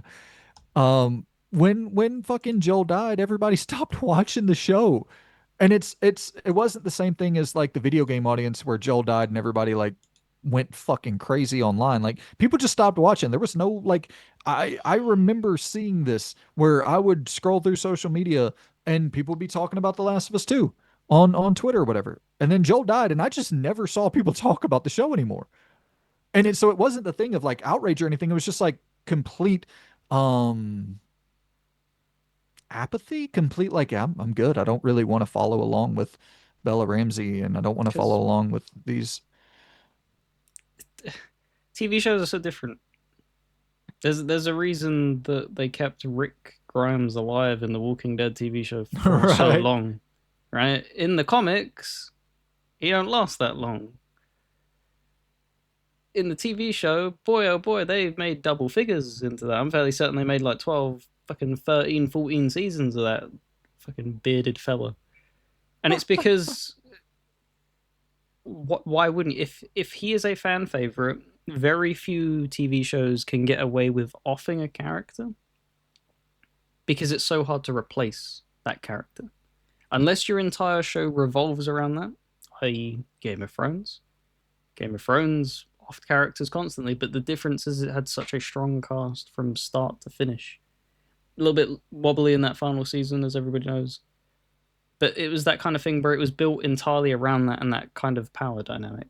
With how the because it was a shock in the game as well when that happened, when people obviously weren't expecting that. You kind of thought it was going to be just them two against the world kind of Yep. thing. You know, they're just going to be in really difficult struggles with themselves. So to have the balls to offer, it would be like offing, Nathan Drake in the second Uncharted game, and then just you think of all them other games with him and just replace him with someone else. It's crazy. It's absolutely crazy. So with a game and you're in control of it, you at least have you're driving it. It feels like as to a certain degree. Whereas in a TV show, you're just participating and watching it. So when your fan favorite Right. character's gone and you don't really care for the rest of the cast, which a lot of people seemingly didn't, they weren't too pleased with casting options. And when you remove a head like that of like, okay, that's a core likable character, you had a similar reception to the games where people were disgruntled, but the difference is that they just go and watch something else. They've not Yeah. paid 70 whatever $60 for the privilege of they'll just switch the channel. Right. Simple as. So Yeah. I'm not surprised he's gone and been like, okay, off I go. As well as that as well, do you know how much of the story they did cover in that second season? It wasn't the entire second game, was it? Or was No, it? they're pretty much at the halfway point. He's obviously not made a third game yet, so it's probably a Right. thing of well with him just being like, well, this is a really convenient excuse because this is what happened with Game of Thrones in the end. Is that final season had barely anything to do with George R. R. Martin. He hasn't finished the books. That was complete, basically creative liberty of the show's directors. So I think you're gonna see if they keep greenlighting these, you're gonna see a lot of pissed off people with with Right. with creative liberties, and he probably wants nothing to do with it. He can just be like, "Well, I wasn't there since the end of season two. What do you want from me?" Yeah. Yeah, right. And like if they take the show beyond the scope of the game, and I don't think they will, but I do think your point to him like stepping away from this, it's like, okay, well, adapt my work the best of your ability for the rest of season two and let me go make what season three is. The real problem is I just think The Last of Us kind of died when Joel died. And I think it was an awesome choice. Like, I think that's ballsy. I think you have to do shit like that if you're going to create compelling, if you're going to create like top level stories, top tier, you have to make fucking risky choices. And sometimes they don't pan out. This one probably didn't pan out in terms of Mm. commercial viability long term for this brand. However, I think the move is different cast I was entirely.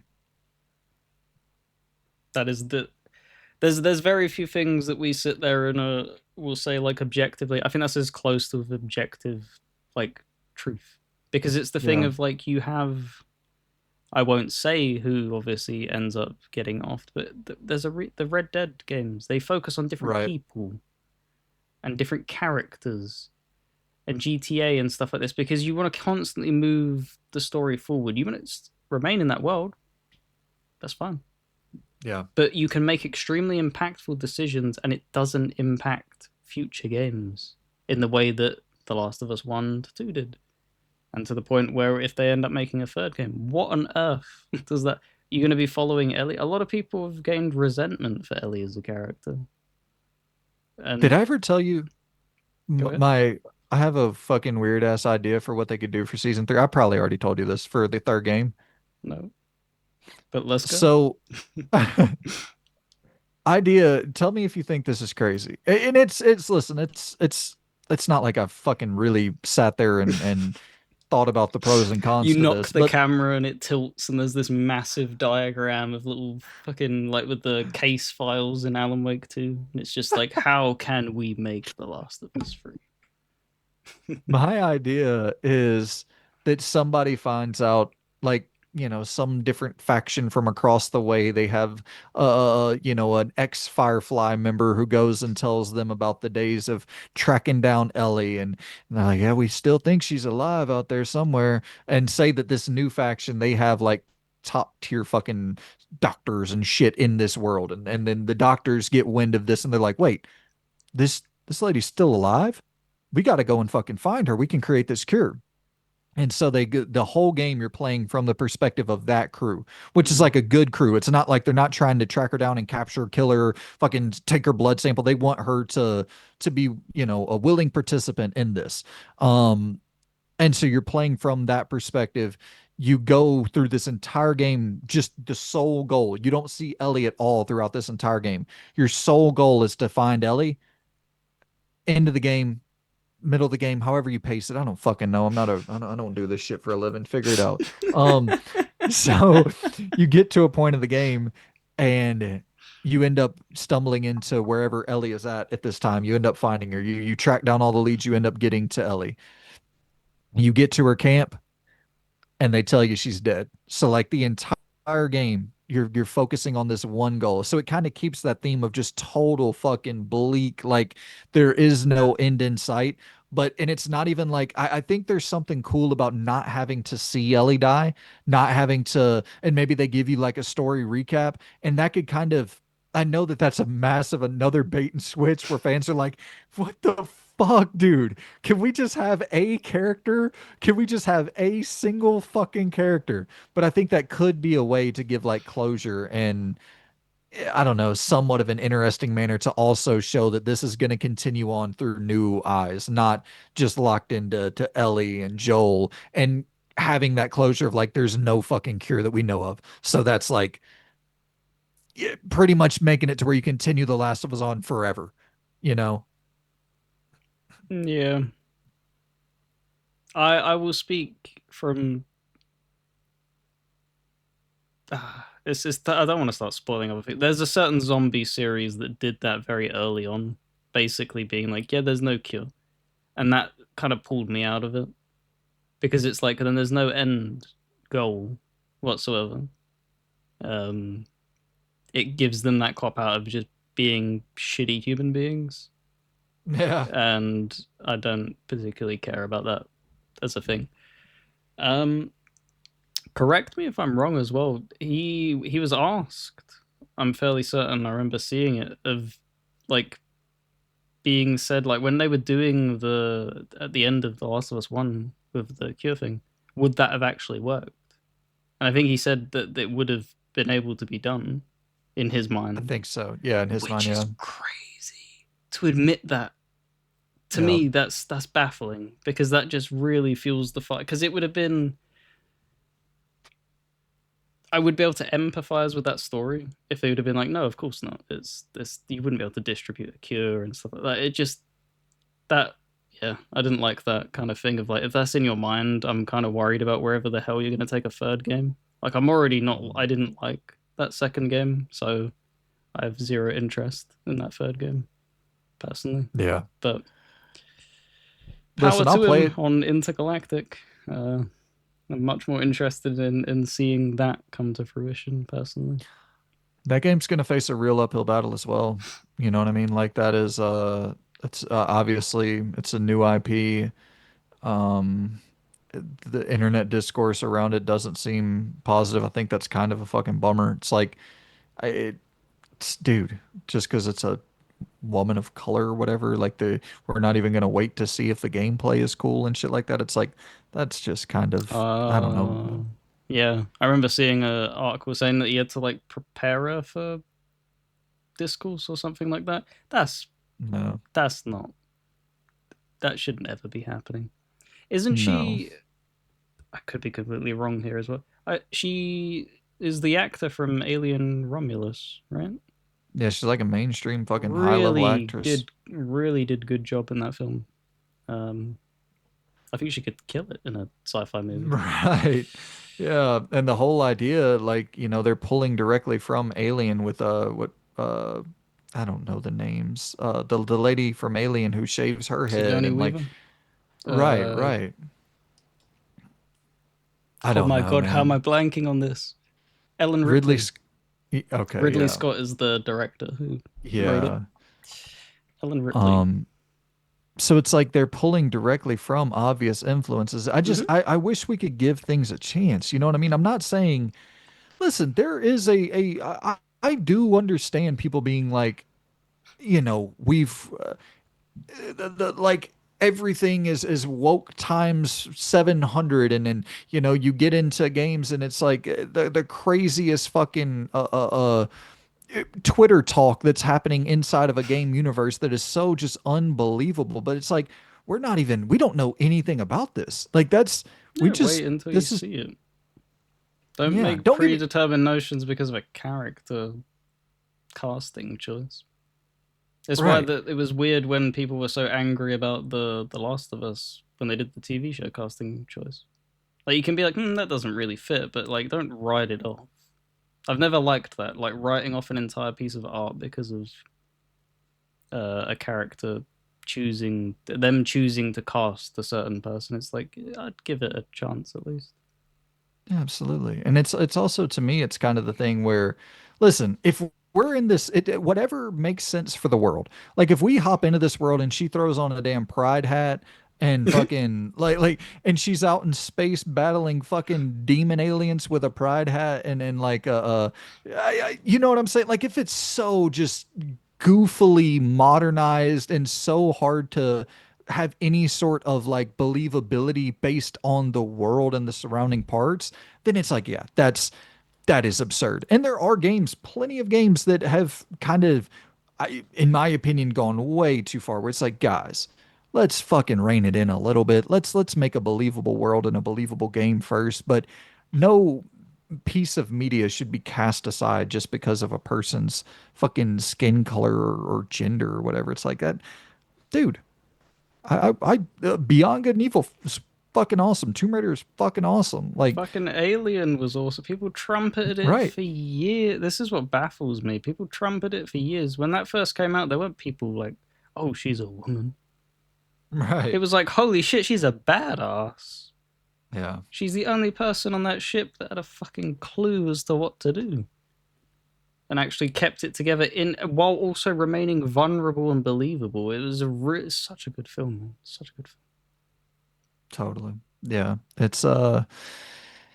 It's going to be interesting to see how that game does. I really hope it does. Well, we know mechanically it'll be awesome. I worry about them saying that they've been influenced by Elden Ring or whatever the fuck. Like I Oh, did hope they? that they're yeah, where they want to have more player freedom than any of their other games ever. But I don't think that's going to mean like The Rock tells a story and the spaceship is the only story in the game. Like I think they're going to have the cinematic high quality storytelling that people have come to expect from Naughty Dog, but I don't think it'll be a Souls like or anything like that, but I guess that would be one of the only Souls likes I ever dive into day one, just because I think the narrative will be strong.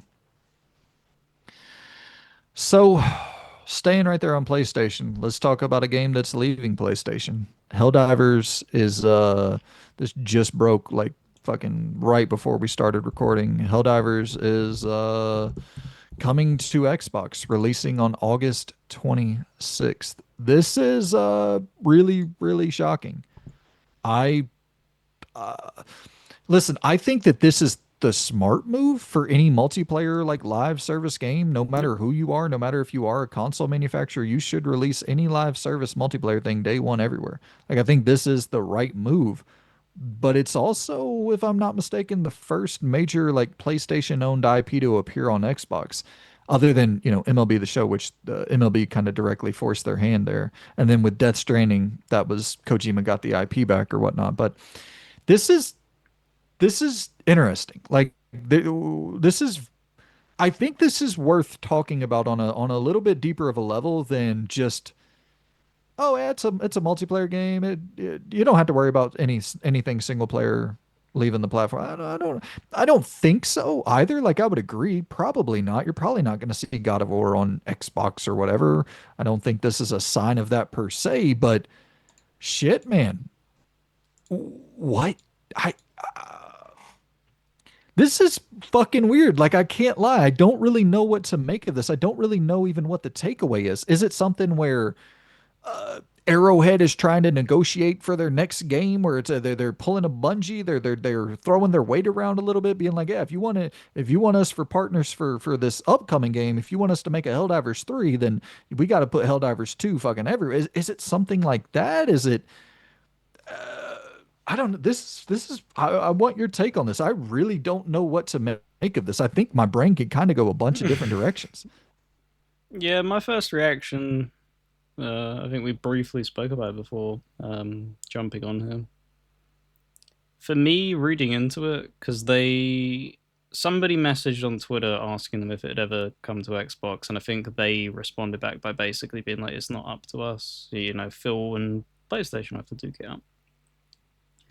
I don't know if that happened before or after the PSN profile thing, whatever they did on PC, which riled people up big time. If that happened before or after that, but that really put a pin in the game's like skyrocketing success. That really stalled it. Like we've said time and time again, PC gamers are very vocal. When something happens, they have no problem in telling people how they feel about it. There was something added to like Borderlands 2 recently, which people were unhappy about. Game got review bombed. Like that's it. The moment that they don't like something, they will make people aware. And that obviously happened with Helldivers 2. You had a lot of the game came out red hot, and then it kind of slowed down a bit when they started doing that. I would assume,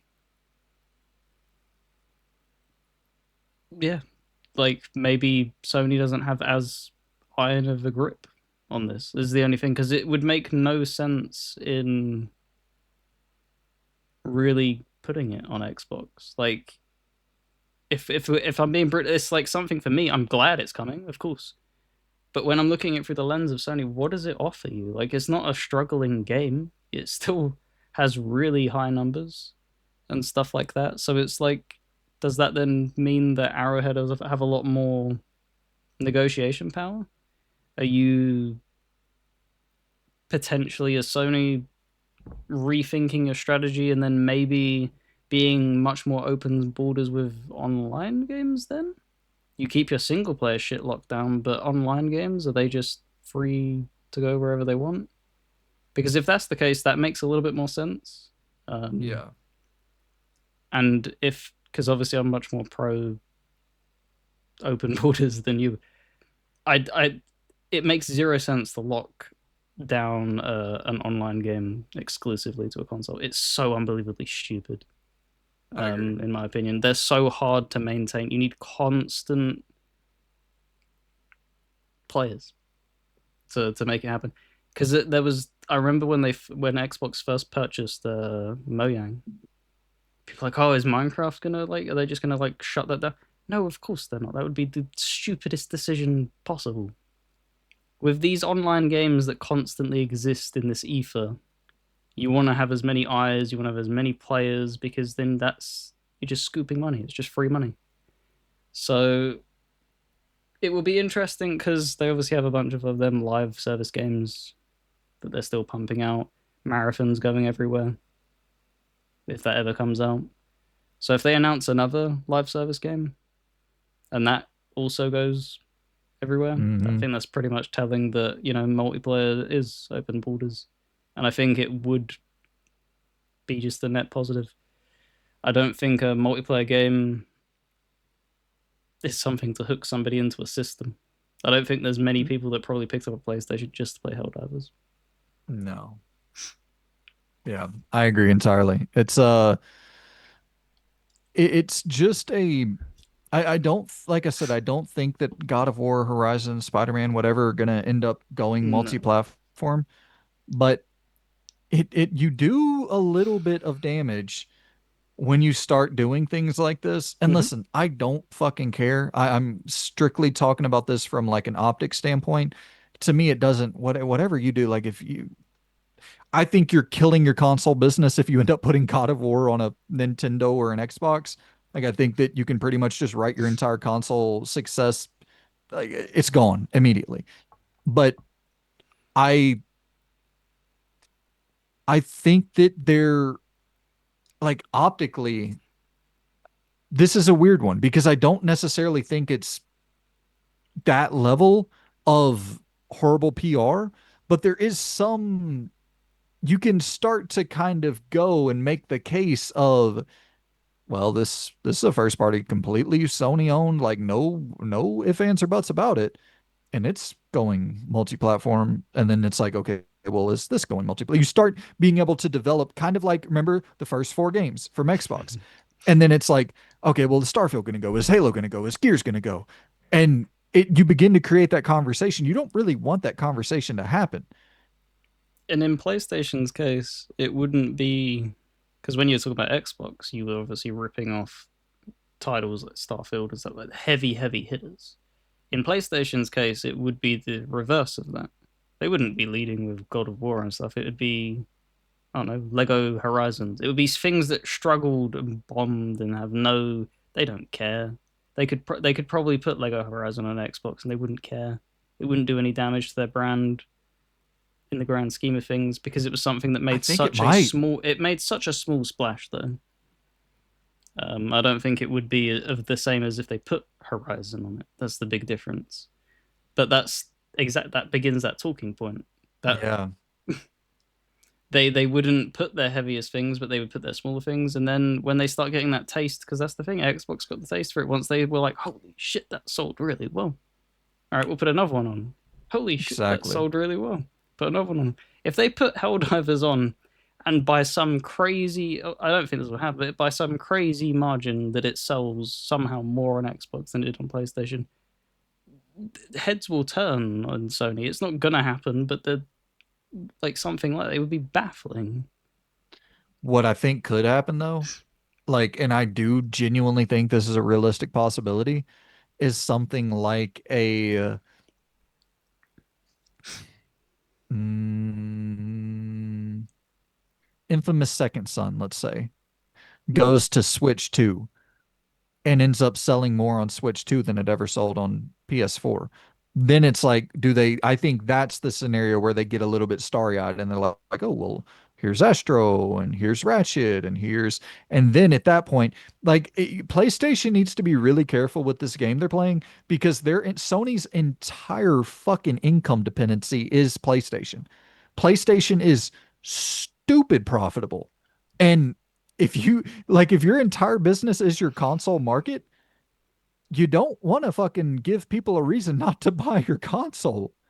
I mean, it's this is listen, I don't want to throw in the fucking the red flags right now, but definitely yellow. Like this is something to keep your eye on. If you start seeing Ratchet on Switch, if you start seeing, 10-year-old games appear on Switch, they're going to end up running out of 10-year-old games to port to Switch. And then you're going to get 7-year-old games and 5-year-old games and 3-year-old games and 1-year-old games, just like PC. It's the margins now with PC releases are sometimes 6 months or so.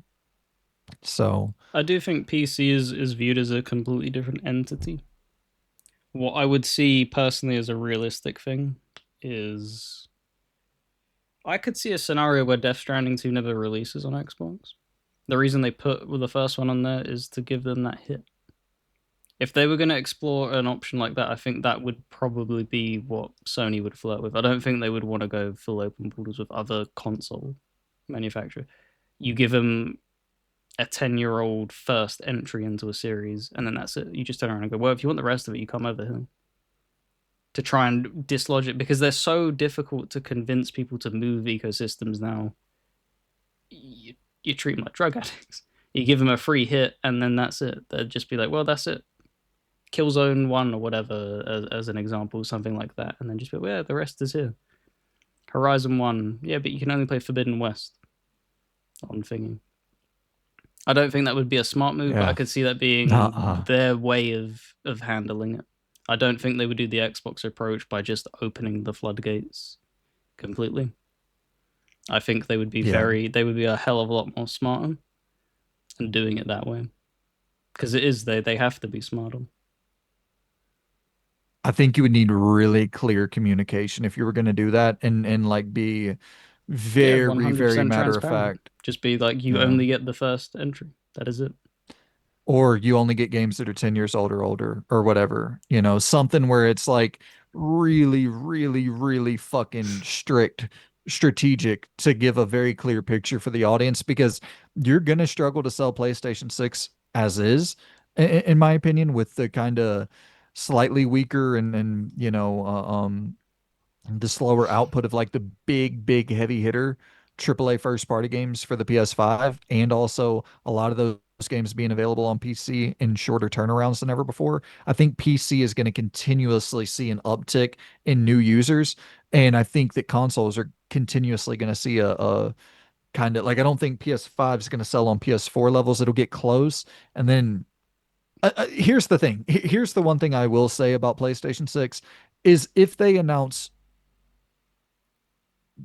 Uncharted 5, Bloodborne 2. Like if you start seeing that kind of launch year lineup, then yeah, all bets are off. If they completely course correct this live service debacle, all bets are off. It's all going to be video game dependent. Um, Yep. but once again, if you're talking about I can wait 3 months and get it on PC, like if it gets to that point, then it's people are just going to wait the 3 months. So yeah. That is it for the news. I just did a quick refresh on the old Twitter machine to make sure that nothing else has broke. Doom refresh. Yeah, I swear. It's crazy because like I I definitely understand how people get addicted to Twitter. I really, really do. I'm never this way until like anytime I'm doing news reporting on the show, I am a Twitter addict. And then as soon as like anytime I'm like, fuck, I can't do this shit no more, and we step away from doing news, I completely quit using Twitter. And it's like everything's all wonderful. But man, when you're because it is the best machine for the old Twitter machine is the best machine for news. You see the breaking news immediately. I can just grab it. The links are real clear. I can put it in the doc. You have easy access to it. It's such a fucking convenient way to get the news fed to you because some sites they're going to miss little bits here and there and I just want to make sure that we get obviously we can't cover everything but that for you man that for you algorithm is a motherfucker. It really does cater directly to the shit that's compelling to you. Mm. Yep. But appreciate you guys for tuning in, man. Loon, I appreciate you for operating the ones and twos and making all the production possible. Do you have any parting words for the good people before we dip on out of here? I know it's a long ass recording, so once again, I know we probably spent probably an hour and 30 minutes on the Xbox shit. So apologize for keeping y'all so long. Hope y'all are heading into a good 4th of July weekend for the American viewers and listeners out there celebrating some good old red, white, and blue. Yeehaw. Uh, Not going to be buying any fast food in this climate. Uh, oh. Golly, man. Yeah, I think I'm gonna go and watch some damn Jurassic Park. Maybe grab a hot dog from the movie theater. Really celebrate the festivities by clogging up the arteries. You got any extravagant plans for the weekend, my friend? No, Promise Mascot Agency has me hooked. Absolutely loving it. Um, Other than that, no. I was actually on the Yeah. verge of buying Helldivers 2 for PC before this Mm, announcement. I was in the previous month of purchasing. I think it went on sale. I was like, maybe. I was like, no, I'll wait. I'll wait. Maybe it'll go on sale a bit deeper. I'm kind of glad that I waited. I would much prefer, obviously, to have Xbox achievements, as that is my bread and butter. So yeah, Absolutely. Yeah. I'm playing Infamous First Light right now, the DLC for Second Son. all right. It's decent, decent enough. Enjoying that. I'll try to wrap that up over the weekend. Haven't really been playing anything other than that. Um, some stuff upcoming I'm looking forward to. Unfinished Business RoboCop that just got its release date physically for August 1st, I believe. So that's dropping physically soon. College football, I'll be jumping into that. I didn't tell you this. I pre-ordered Borderlands 4. I Feeding took back Death Randy, how dare Stranding. you? No. I took back Death Stranding 2 in Mind's Eye, and I was like, well, fuck, I don't really know what's coming out Hmm. that I want to pre-order. And I was talking to my, you know, well, I don't know, buddy might not be the right word, but buddy at GameStop. Um, and he has like the little pad that you scroll through and see all the upcoming releases. I was like, don't really want to play that. Don't really want to play that. Saw Borderlands sitting there. I was like, you know what? Because Game Informer, they got their magazine coming, the physical magazine that they just launched again. Yeah. And it's Borderlands 4, the cover of it, nice cover. And I went ahead and bought that. And I was like, you know what? Fuck it. Let's do this Borderlands thing. Let's try to get in there day one, see how I feel about it. And yeah, I think you'll see like if I it. can. You didn't play free, right? Or you played very little of free? Yeah, I played a little bit of, I think all of them, and I was just like, I didn't vibe with any of them. I think this will be a thing of not only the changes that they made probably might appeal to you a little bit better with their changing up of the story ever so slightly, if that is the truth, being a little Yeah. bit more, less toilet humor. But I think Mhm. it's also going to fit with the the time and place thing, which we constantly bang on about. With there being a little bit of a gap, it feels like I think you'd be able to sink your teeth in it for maybe like a week before something else, right? Or is there something else that's coming out? Because I don't think there's anything too close to that release within a week, is there? September, I don't really think so either. Yeah, I don't really think there's much. Silent Hill F, I think, is in September. Hell is Us, I think, is September. But I'm gonna play Borderlands 4 before I play Hell is Us, probably. We'll see. We'll see how reviews pan out, what people are talking about. But I'm curious. I'm curious to check it out. I'm curious to jump in, and I think being there because I never played those other games day one. I think sometimes if I don't play something day one, I don't really like, I buy something for $10. I'm not really invested in it. I'm like, it's okay. But I'll play something that could end up becoming great. But the first couple hours are okay. But I'm like, fuck, I don't want to play any more of this. But when I spend that damn $70, I'm like, let's see if this becomes great. So try to give it a more fair shake. But yeah, I'm definitely curious about the old Borderlands. I think I might pick up Madden this year as well. EA's Madden. It's the first time they're going next gen. It's like the first only PS5 Series X version of Oh Madden. damn, really? Taking them that Yeah, long? What the hell is wrong with this generation? it's crazy, man. It's fucking crazy. But you're now able to like juke people in the pocket and shit. Like as the quarterback, you can kind of juke people and shit in the pocket. I think they have like a weekly ESPN style presentation. There's some things in there that I'm like, hmm. And it's the thing, once again, I'm going to take these fucking games back if I don't like them now. That's becoming a new thing for me. So I think I might be a little bit more risky with my purchasing behaviors. So some pros and cons to definitely less pickups videos. That's for sure. But it's uh it's all good. It's all good. Gotta save the cash where you can, man. But oh Yeah. yeah, shout out. Go ahead. I was just having a look just to check with that Borderlands 4. There's nothing releasing within like a week before or after it. So Nice. you'd have Nice. enough time to sink in. Yep. That would be perfect. And before we get out of here, gotta shout out Captain Corndog for hopping into that shout out tier. The keeping the Game and Ramble company alive, my friend. Thank you so much. And I was also chatting a bit with him in the comments of that top 10 albums list video that I put out. And he shouted out Little Uzi Vert's Love is Rage 2. And I never really listened to Little Uzi Vert much. I've heard the club shit, the shit that you just, what's the push me to the edge? all my friends are dead. Hmm. Like I've heard shit like that, just like, but I've never really listened to his music. And I jumped into that album, and there was he has got some like really experimental sounds and shit that Little Uzi Vert has fucked around with. There is that was it early 20s Rager, I believe, off that album. I was like, this is a unique fucking sound, really unique sound.